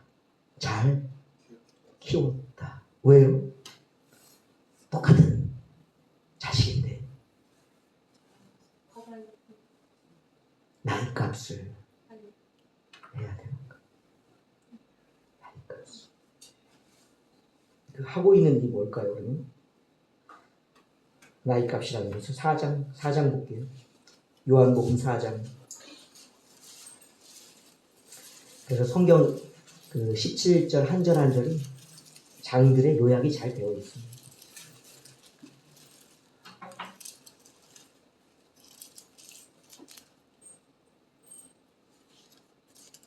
첫 번째는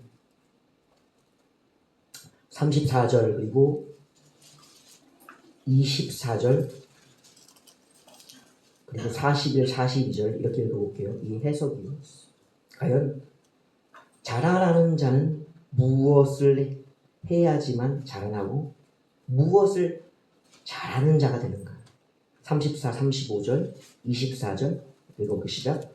예수께서 이르시되 나의 양식은 나를 보내신 이의 뜻을 행하며 그의 일을 온전히 이루는 것이야. 24절 하나님은 영이시니 예배하는 자가 영과 진리로 예배할지니라. 그리고 41, 42 예수의 말씀으로 말미암아 믿는 자가 더욱 많아 그 여자에게 말하되 이제 우리가 믿는 것은 내 말로 인함이 아니니 이는 우리가 친히 듣고 그가 참으로 세상의 구주이신 줄을 알미라. 자라나는 것은 무엇으로 자란다고 얘기하고 있어요? 그것이 바로 34절이죠. 예수님이 먹고 크시는 양식이 있다는 거예요. 예수님도 그냥 영이 자란 게 아니에요. 12살쯤에 대한 표현이 나와 있죠. 하나님의 지혜예요.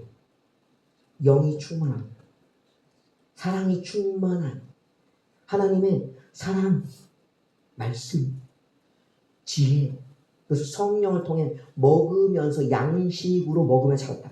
예수님도 그 12살쯤의 모습이었다고. 그 이후도, 그 이전도 이후도 마찬가지. 예수님도 매일매일 먹으면서 자라시는 거예요. 이게 뭐예요, 양식이? 하나님의 뜻과 그 뜻을 행하는 것이 바로 영적 양식인 거예요. 그럼 아버지의 말씀을 알아야지만 행하잖아요. 예수님이 매일같이 모았다는 거예요. 말씀을 배우고 순종, 실천했다는 거예요. 이것이 바로 예수님이 자라겠다는 거예요. 예수님 양식이었다, 양식. 오늘 우리도 자라는 것이 마찬가지예요. 하나님의 말씀을 듣고 무엇을 해야 되는가? 행해야 되는 거예요. 듣기만 하니까 반쪽짜리지. 행하지 않으니까 양식이 안 되는 거예요. 밥을 앞에 차려놓고 있으면 뭐 할 거예요? 밥 먹어라. 네 앞에 밥 차려놨다. 먹어야 되는 건 알아. 먹으면 사는 건 안다. 왜 밥을 안 먹어요? 순종이 안 돼요. 말씀은 차려진 밥상이에요. 이 뭘 떠먹어야 되는 거예요. 그게 순종이에요. 그것을 해야지만 자라난다. 그 자라난 자가 할 수 있는 것이 보여? 24절에 하나님은 영이시니 예배하는 자가 영과 진리로 예배한다. 이 영과 진리 예배가 과연 무엇인가? 그 해석이 마태복음 5장이에요. 마태복음 5장. 과연 영과 진리로 예배하는 하나님의 말씀을 순종하는 것이 과연 무엇인가? 그것이 바로 마태복음 5장 13, 14, 15, 16에 잘 나와 있어요. 물론 16장으로 요약이 잘 되어 있죠. 16절로 요약이 잘 되어 있으나 13, 14, 15, 16을 같이 읽는 것이 더 좋습니다. 영과 진리의 예배, 말씀을 아버지의 뜻을 먹고 알고 배워서 순종하는 것이 과연 무엇일까? 읽어볼게요. 시작. 너희는 세상의 소금이니 소금이 만일 그 맛을 잃으면 무엇으로 짜게 하리요? 후에는 아무 쓸데없어 다만 밖에 버려져 사람에게 밟힐 뿐이니라. 너희는 세상의 빛이라 산 위에 있는 동네가 숨겨지지 못할 것이요 사람이 등불을 켜서 말 아래에 두지 아니하고 등경 위에 두나니 이러므로 집안 모든 사람에게 비치느니라. 이같이 너희 빛을 사람 앞에 비치게 하여 그들로 너희 착한 행실을 보고 하늘에 계신 너희 아버지께 영광을 돌리게 하라.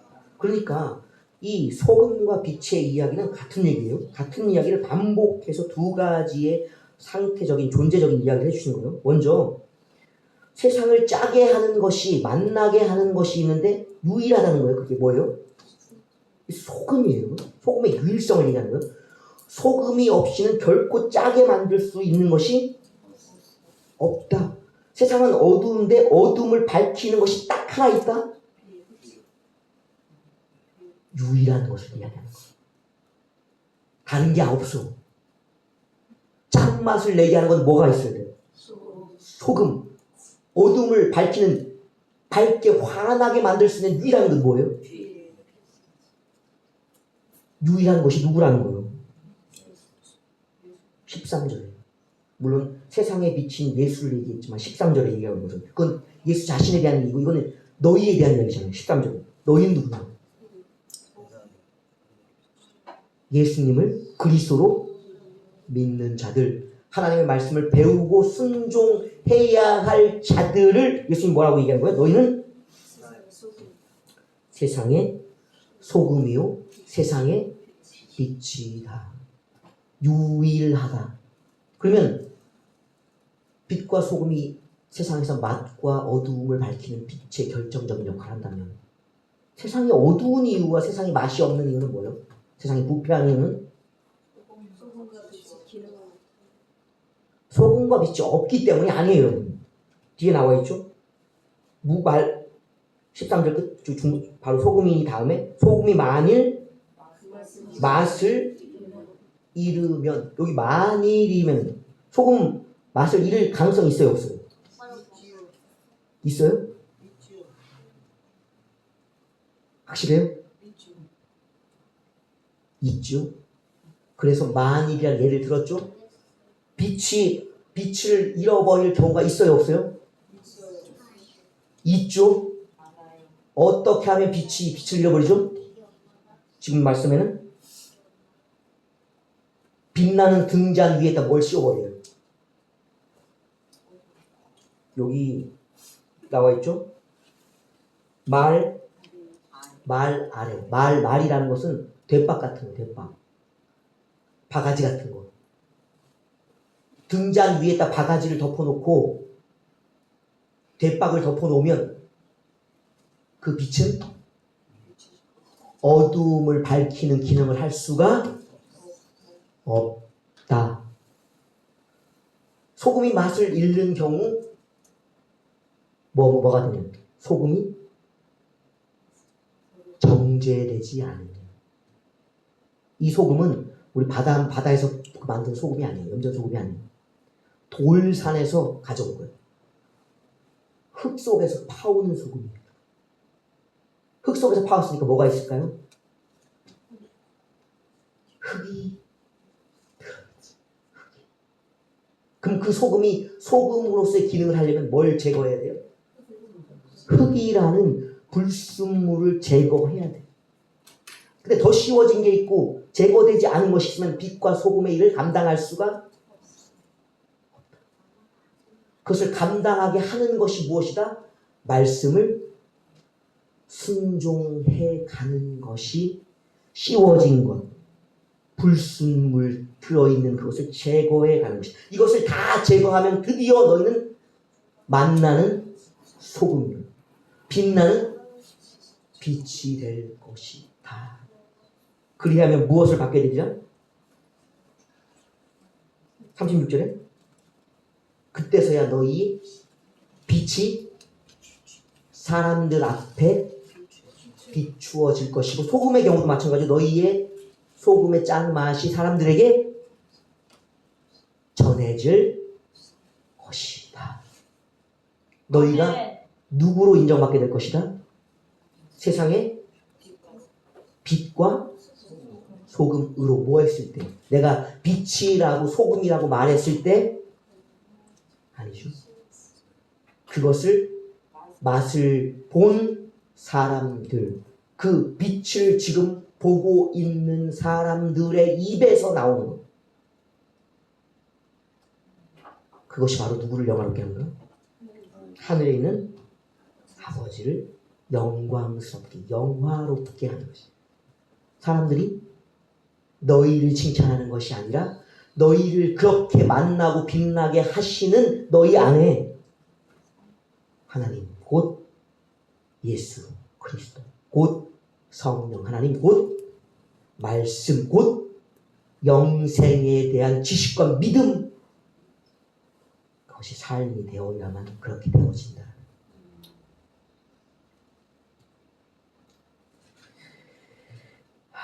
그것이 바로 영과 진리로 드리는 예배다. 예배당의 예배가 왜 반쪽짜리인가? 자신 아셔야 돼요. 교회에 나왔다고 구원 얻는 것이 아니라 자신 아셔야 돼요. 두 가지가 다 되셔야 돼요. 교회에 나와서 하나님을 영과 진리로, 여기 영과 진리는 성령과 하나님의 말씀대로 예배드리는 것. 진리가 있고 영이 이 자리에 있어야 된다. 또 이 교회당 말고 어디에도 내가 사는 가정, 직장, 그곳에도 말씀과 성령이 같이 계셔야만 된다. 그것이 바로 온전한 영과 진리의 예배다라는 것을 말씀하고 있는 거예요. 그러니까 우리 안에 누가 계셔야 돼요? 성령님이. 또 우리 안에 누가 계셔야 돼요? 예수님이 계셔야 되는 거예요.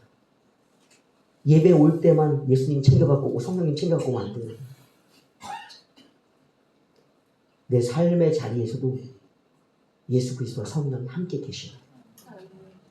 그것이 안 되는 단쪽이 굉장히 많은 거예요.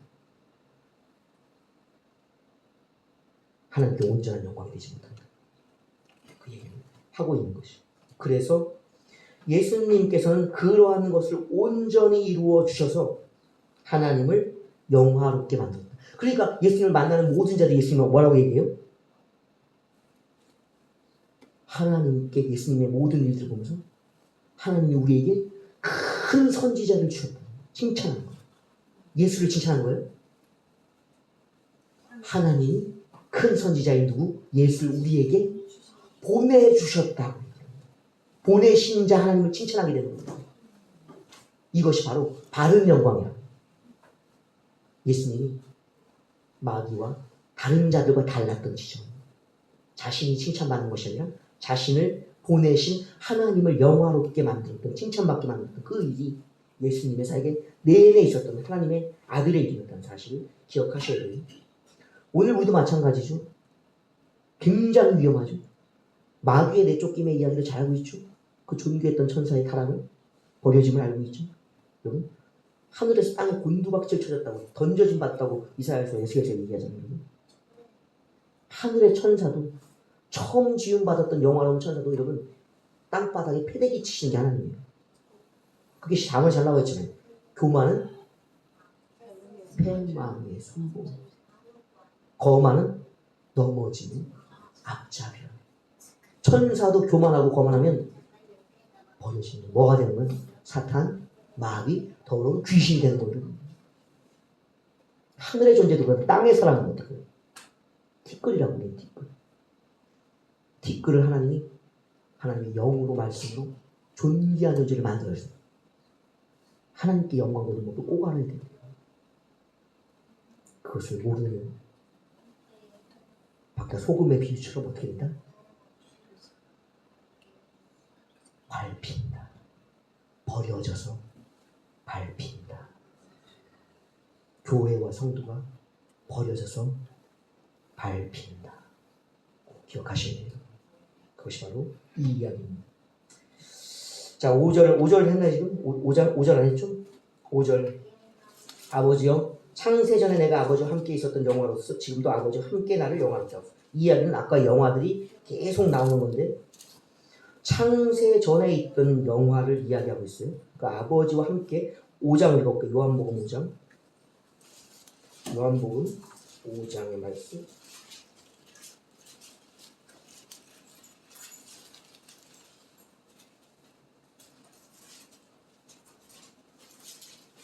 요한복음 5장은 19절, 21절, 23절, 그리고 25절, 읽을 빨리 하는데 하나씩 읽어볼게요. 자, 먼저 19, 20, 21, 23 읽어볼게요. 시작. 진실로 그러므로 예수께서 그들에게 이르시되 내가 진실로 너희에게 이르노니 아들이 아버지께서 하시는 일을 보지 않고는 아무것도 스스로 할 수 없나니 아버지께서 행하시는 그것을 아들도 그와 같이 행하느니라.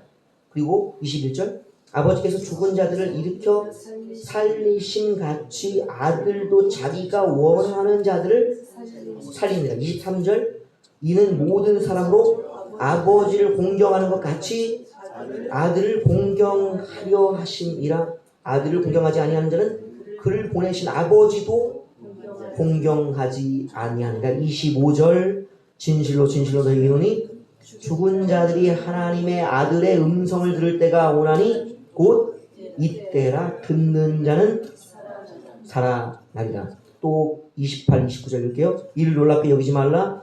무덤 속에 있는 자가 다 그의 음성을 들을 때가 오나니 선한 일을 행한 자는 생명의 부활로 악한 일을 행한 자는 심판의 부활로 나오리라는 것이 이게 창세 전부터였던 아버지의 영광이에요. 이 아버지의 영광의 핵심은 뭐냐면 죽은 자를 살리는 것이에요. 그래서 부활은 아무에게나 있는 것이 아니에요. 부활의 권능은 아무나 행할 수가 없는 것이에요. 누구의 권능을 받아야만 하는가? 누구의 영화로움을 이해해야 되는가? 그래서 하나님을 뭐라고 불러요? 또 다른 이유. 영원한 생명의 하나님. 그 말씀을 영생의 말씀이라고 부르잖아요. 그러니까 이 영원한 생명, 이것이 있기 때문에 무엇이 가능한 거예요?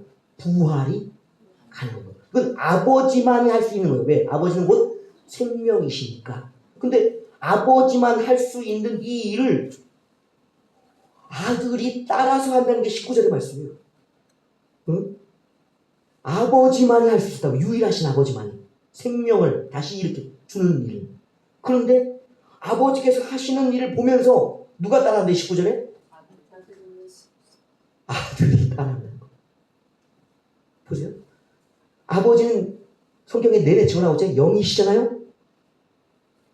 아버지의 본질은 생명이라는 거 아무도 모르잖아요. 영이신 아버지를 바라보고 아버지가 하는 일을 보고 아버지께서 무엇을 가지고 주시는지를 보고 있는 자, 아버지에게서 생명이 누군가로 흘러나가고 있더라는 거예요. 아버지가 원하는 자에게 생명을 주시는 일을 아들이 보고 있다는 거예요. 아버지가 어떻게 무엇을 행하시는지를 그 보는 눈이 예수님께 있다는 거예요. 그래서 에스겔에 잘 나와 있죠. 마른 뼈들을 향해 하나님이 뭐라 그러시죠? 예수님, 하나님 물으시잖아요. 선지자 에스겔이. 네 앞에 뭐가 보이느냐? 환상 속에 마른 뼈들이 보입니다. 수많은 골짜기 마른 뼈들이 보는 거예요. 그 마른 뼈들을 보면서 하나님 뭐라고 그러셔요? 뭐라고 싶다는 거예요? 에스겔이 원하는 게 있어요. 하나님 하고 싶은 말을 하나님 돌려서 자꾸 얘기를 하셔. 저 뼈들이 살아날 수 있겠느냐. 여러분 아까 예수님 그 장례 치르는 거 보셨죠? 예수님의 부활의 기적들이 많이 있지만 세 가지를 성경에는 기록해놓고 있어요. 아까 청년이 부활하는 거였죠? 또 어떤 부활이 있었어요? 소녀가 부활했죠. 야이로의 딸 소녀가 부활했죠. 어린 소녀가. 근데 보세요. 소녀는 죽은 지 얼마나 걸렸어요? 예수님이 지금 죽어가요라는 소식을 들으면서 가고 있다가 죽었어요라는 소식을 들었잖아요. 언제 죽은 거예요? 방금. 야이로. 그럼 아까 청년은요? 관을 메고 나오셨으니까 장례가 끝나고 나오는 거죠. 매장하러. 적어도 2, 3일의 시간은 두고 있었죠. 또 세 번째 부활은 누구예요? 나사로의 부활이죠. 그 표현에 보면 무덤에 벌써 들어가서 나흘이 있어서 썩은 냄새가 난다 그랬죠. 부활시킬 수 있다면 어느 부활이 쉬울까요? 금방 죽은 사람이에요? 3일 된 거예요? 아니면 썩은 자예요? 여러분이 선지자라면 하나님이 말씀을 하신다면 누구야 죽은 자를 일으키고 원하노라 살릴 수 있겠느냐 물으실 때 금방 죽은 사람은 그래도 쉬워 보인다.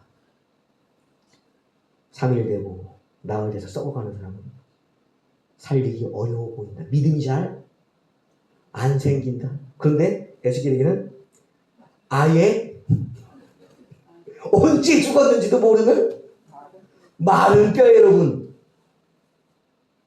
에스겔이 대답하기 쉬웠을까요? 왜 에스겔은 할 수 있습니다 그래야 되는 선지자가 말이 없었을까요?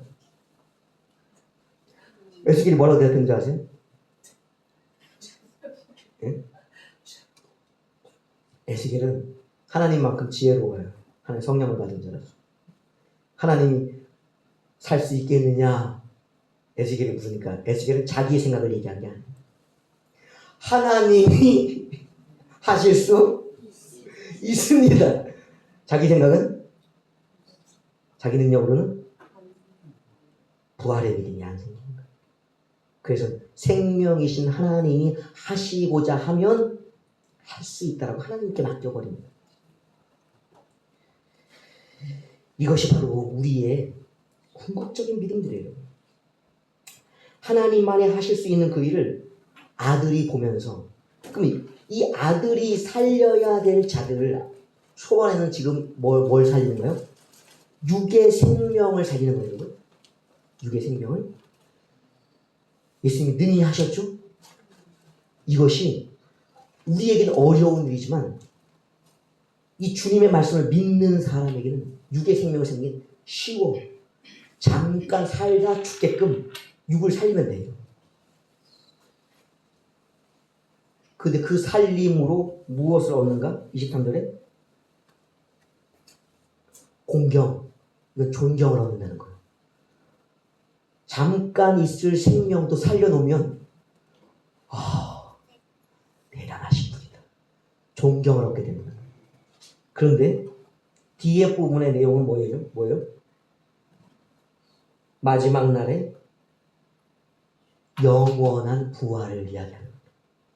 잠깐 사는 것도 존경 얻고 공경을 얻는데 마지막 날에 이 부활, 영원한 심판의 부활, 생명의 부활을 이거 죽은 자도 살리신다는 거 여러분 잘 보셔야 돼요. 영원한 생명을 모두에게 주시는 거예요. 모두에게. 근데 이 육의 생명을 주실 때도 존경, 공경을 얻지만 영원한 생명, 마지막에 이 모든 자들을 영원한 생명으로 살릴 때도 무엇을 얻는가?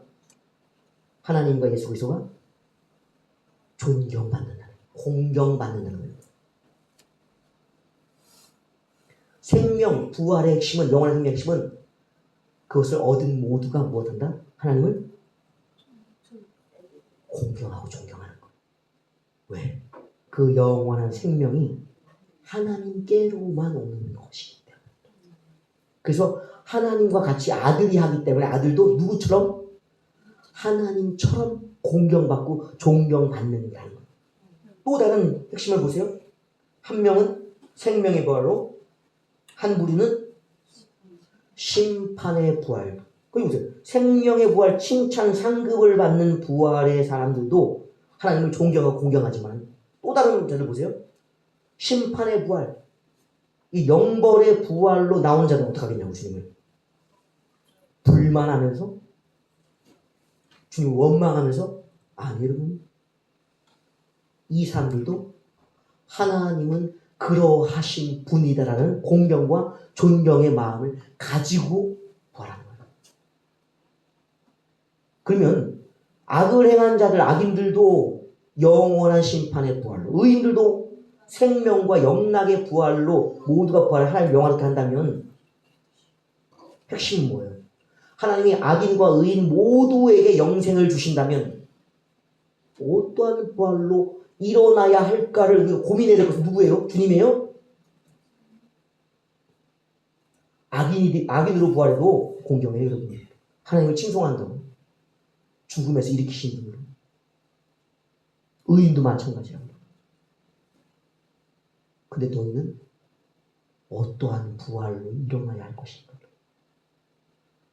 어떻게 하나님을 마지막 날 부활로서 공경하고 존경할 것이 아니라 부활, 마지막 부활 이전에 그러한 하나님을 우리가 선택할 수 있다는 거예요. 그러한 존재가 우리가 될 수 있다는 거예요. 의인으로 살면 무엇으로? 생명의 부활. 이 생명은 그냥 오래 산다는 명생이 아니에요. 주님과 함께 낙원에 있는 상을 받는 부활. 또 악인은 심판. 우리가 그것을 살아있을 때 결정할 수 있는 거예요. 그러니까 예수님을 믿는다는 것이 오늘 우리가 예수님을 믿는, 예수님을 향한 마음, 하나님을 향한 마음이 어떠한 자로서 감사를 해야 되냐, 어떠한 자로서 태도를 취해야 되겠냐. 물론 하나님을 대적하는 자들 볼 것도 없어요, 여러분. 믿음도 없고 하나님을 공경하는 마음도 없고 성령도 안 계신데 무슨 그 사람들에게 그 이야기를 할 수가 있겠어요. 의인들에게, 그리고 의인이 되고자 하는 자에게 권면하는 말씀입니다. 악인이 되고자 애쓰는 자들, 여기서 악인은 하나님의 뜻인 예수 그리스도를 믿지 않는 악인이에요. 나중에도 또 나올 것이에요. 진짜 악한 자라고 지금 말하는 거예요. 그래서 예수 믿지 않는 자들에게 뭘 주시는 거예요? 영원한 형벌을 주시는 거예요. 오늘 우리가 믿는 이 믿음이 참된 믿음이라면 지금부터 하나님을 어떻게? 공경으로, 감사로, 존경으로 대해야 된다. 그것이 안 돼 있으면 뭐가 안 되는 거예요? 당연히 말씀에 대한 순종이, 말씀에 대한 존중이, 성령에 대한 의지가 안 되는 거죠. 그리스도의 몸된 교회가 하찮아 보이고 없애버려야 될 교회 존재로 생각되는 거거든요. 제가 이런 얘기는 자세하게 하면서 대략적인 얘기로는 태도가, 하나님에 대한 태도가 교회에 대한 태도와 같아요. 말씀 중에 나올 거예요. 또 아버지에 대한 공경이 아들에 대한 공경이고 아들에 대한 공경이 아버지의 공경과 같다고 얘기했어요. 그러니까 보내신 자와 보냄을 받은 자에 대한 태도가 같은 거예요. 그러니까 보여지는 예수와 보이지 않는 하나님에 대한 태도가 같다고요. 그러니까 보이는 것과 보이지 않는 것은 같은 대접을 받고 있는 거예요. 예를 들어서 교회도 마찬가지입니다. 그리스도가 지금 안 계신데 그리스도가 안 계신 자리를 대신하고 있는 그리스도의 현현, 몸이 뭐냐면 교회거든요. 교회를 대하는 태도와 예수님과 하나님에 대한 태도가 같다고 꼭 기억하시고 의미를 아시겠어요? 우리가 그 사람의 생각과 영은 보지 못해도 교회를 대하는 태도가 곧 영적인 태도다. 그걸 제가 직접적으로 얘기를 하지 않겠습니다. 7월 7일부터 이제 언론 단속이 있잖아요. 그래서 좀 조심스럽네요. 그죠?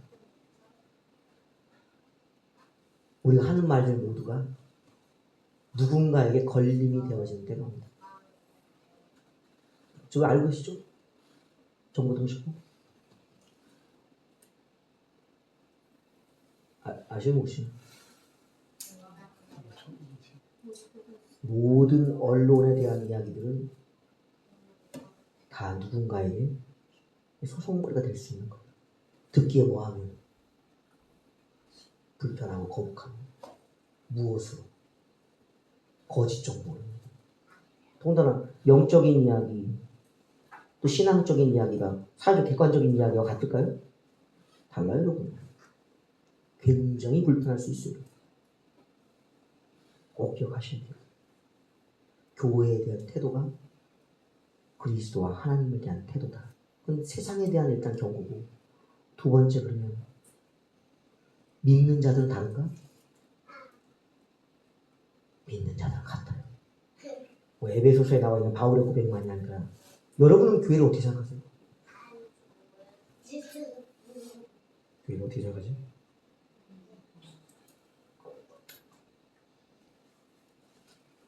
왜 얘기를 안 해줘요? 생각이 없어요? 교회는 교회지. 교회는 교회지. 교회가 없어도 내가 있으면 되잖아. 내가 세상에 있으면 되잖아. 그렇게 생각하시나요? 교회가 없어도 믿음이, 형체 있는 믿음이, 오늘의 믿음이 있을 것 같아요, 여러분? 쉽게 증명돼요. 여러분의 믿음은 교회가 있기 때문에 믿음이 있는 거예요. 그 교회에서 무엇 하기 때문에 매일같이 여러분은 주무실 수 있고 여러분은 관심 없을 수 있고 여러분은 안 믿을 수 있어요. 그러나 이 앞에 서는 자들과 또 사역자들은 어떤 마음을 쓰는 줄 아세요? 여러분이 졸고 있어도 시험에 안 들어 이제. 여러분이 안 믿고 있어도 시험에 안 들어요. 여러분이 순종을 안 해도 시험에 안 들어.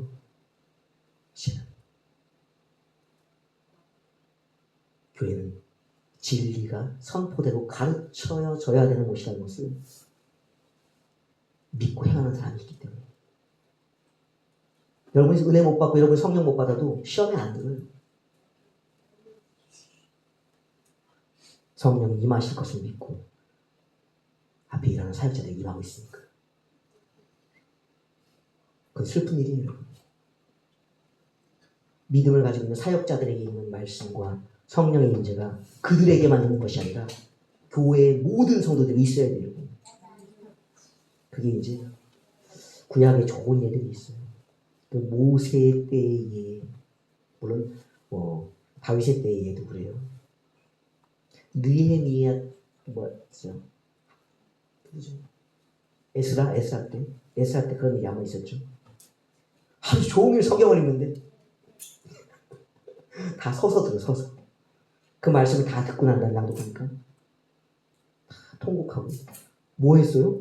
그냥 성경을 읽고 해석했을 뿐이에요.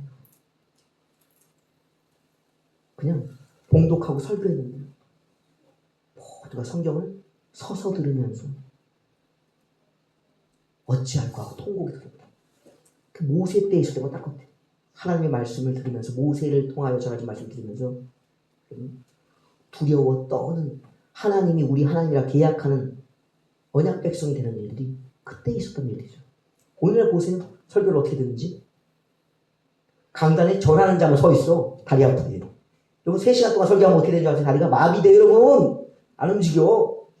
내려갈 때 쫄깃쫄깃거리고 내려가. 이렇게 안 펴져갖고 안 굽혀져갖고. 여러분 한번 3시간 반 세워놔 볼까요? 어떻게 되는지. 좋을 틈이 없어. 다리가 아파하고 좋을 틈이 없어. 다 앉아있으면 좋은 거지. 하나님 말씀을 왜 못 하잖아. 서서 들어야 되고 전해야 되고. 여러분 뭘 대단해서 하나님 말씀을 앉아서 들어야 되냐고. 바뀌었어. 입장이. 전하는 자가 앉아있으면 안 되지. 전하는 자도 하나님 말씀이니까 서서 전해야 되고 모세도 그렇잖아요. 모세가 앉아서 전한 게 아니잖아요. 서서 전했잖아요. 에스더도 마찬가지 서서 전했다. 레위인들.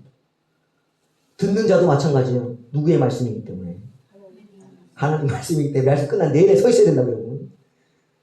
그래서 이게 어느 날부터 이상해진 거예요.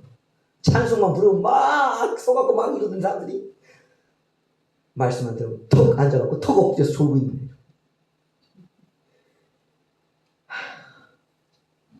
그냥 서서 드려야 되는데 한 서서 하면 이제 이거 연대드신 분들은 괴로워할까봐 그래서 안 되는 거죠. 원래는 전하는 자나 듣는 자나 하늘의 하나님을 마주보면서 그 음성을 듣는 것처럼 하나님 앞에 서 있어야 되는 거예요.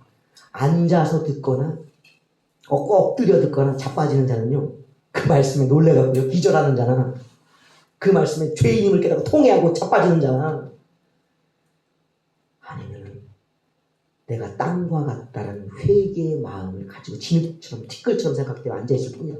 그런 자들 외에는 다 서 있는 자, 생명인 자는 서서 듣는 거예요. 여러분. 교회에서 그거 시키면 어떻게 될까? 교회 난리가 나요. 난리가. 아유, 저 목사, 저 예배, 저 교회 왜 저러지? 어떻게 다리 아프게 서서 듣게 하지? 그러시죠?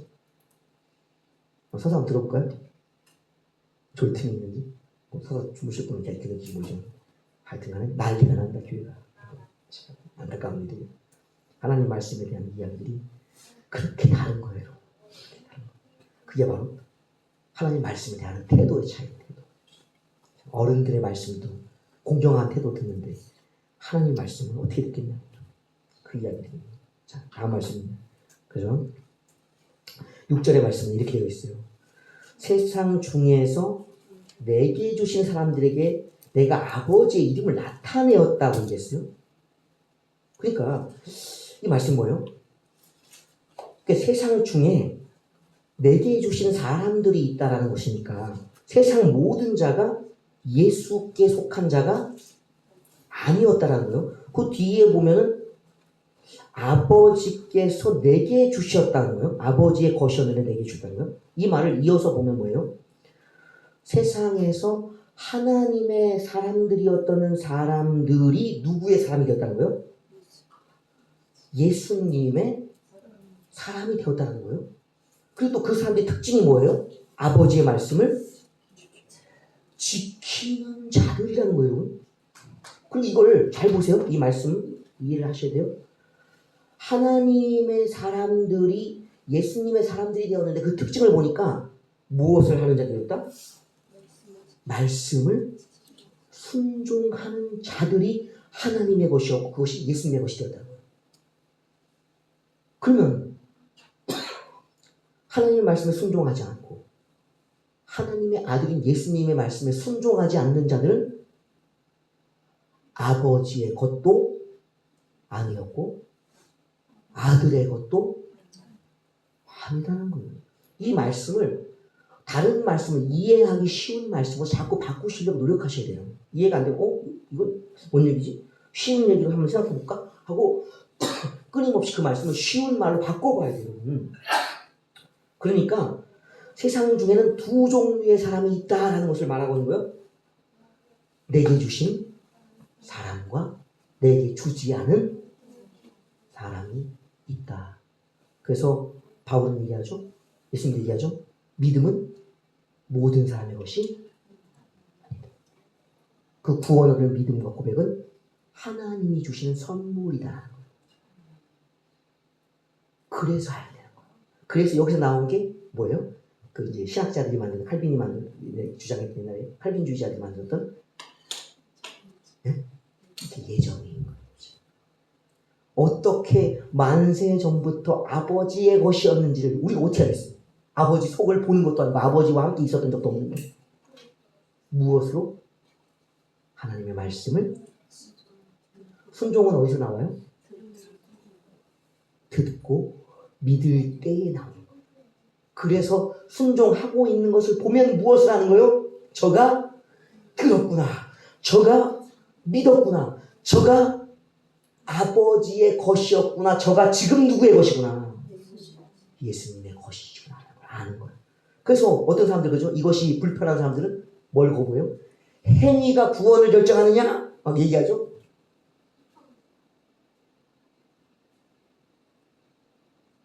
순종을 왜 해? 믿으면 되는데. 순종 안 하고도 뭐 할 수 있다고 얘기해요? 구원 받는다고 얘기하는 거예요. 그것이 교묘한 속임인 거예요.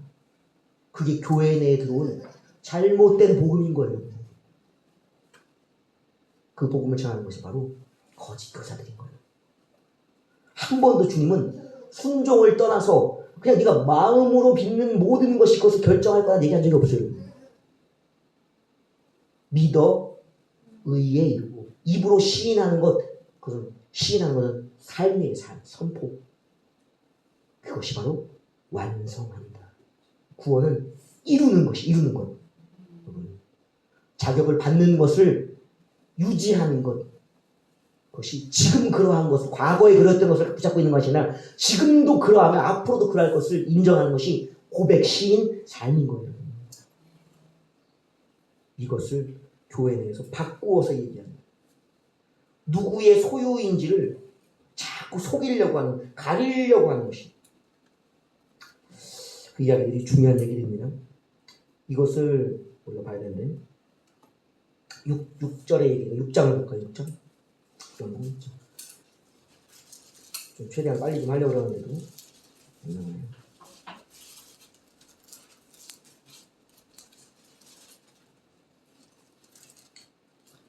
요한복음 6장 다른 부분도 있지만 45절 47, 48절만 그리고 읽어볼게요. 45, 47, 48 시작. 선지자의 글에 그들이 다 하나님의 가르치심을 받으리라 기록되었은즉 아버지께 듣고 배운 사람마다 내기로 온다. 그 보세요. 선지자들의 글이 뭐예요? 쉽게 생각해요. 선지자들의 글이 뭐예요? 기록된 말씀, 성경이라고 기록된 말씀, 성경. 그들이 다 뭐 한다는 거예요? 하나님의 가르침. 그 선지자들의 가르침, 글을 읽고 배우는 성경을 배우는 것이 누구의 가르침을 받는 거예요? 하나님의 가르침을 받았으니까 그들이 곧 아버지께 듣고 배운 사람마다 왜? 어디로 간다? 내게는 누구예요? 예수께. 이때 얘기하는 건 구약 성경이잖아요. 구약 성경, 하나님의 말씀, 구약의 말씀들을 배운 자가 어디로 온다? 신약의 예수께로 온다. 신약은 더군다나 예수님이 친히 말씀하셨죠? 그 말씀을 듣고 순종하지 않는데 어디로 가겠냐고요? 예수께로 가겠냐고요. 이것이 왜 문제인가? 그게 47, 48이에요. 진실로 진실로 너희들이 믿는 자는 영생을 가졌느니 내가 곧 생명의 떡이다. 여기서 믿는 자는 누굴까요? 믿는 자. 믿는 자. 45절에 이하는 하나님의 말씀을 배우고 듣고 순종하여 살아가는 자들, 이러한 자들이 예수께 와서 영생을 얻는다. 하나님 말씀을 배우지 않으면 실천할 수 없는 거예요. 실천의 전제가 있다. 예수께서 말씀하시잖아요. 나는 늘 아버지께 말씀을 듣는다. 이 듣는다는 게 뭐예요? 오늘 이 말씀과 선지자들의 글을 듣는 것, 가르침을 받는 것, 이것을 동일하게 여기는 거예요. 예수님도 아버지의 말씀을 듣는다는 것, 선지자도 하나님의 말씀 들었잖아요. 그 들음이라는 것이 바로 뭐예요? 그것이 바로 배움인 거예요. 성경을 배운다. 성경을 공부한다라고 얘기합니다. 설교를 듣는다. 성경을 봉독한다. 다 같은 말이에요. 하나님의 말씀을 배우지 않고 무엇을 실천하느냐. 예를 들어서 성경의 내용들을 싹 지워보세요. 머릿속에서.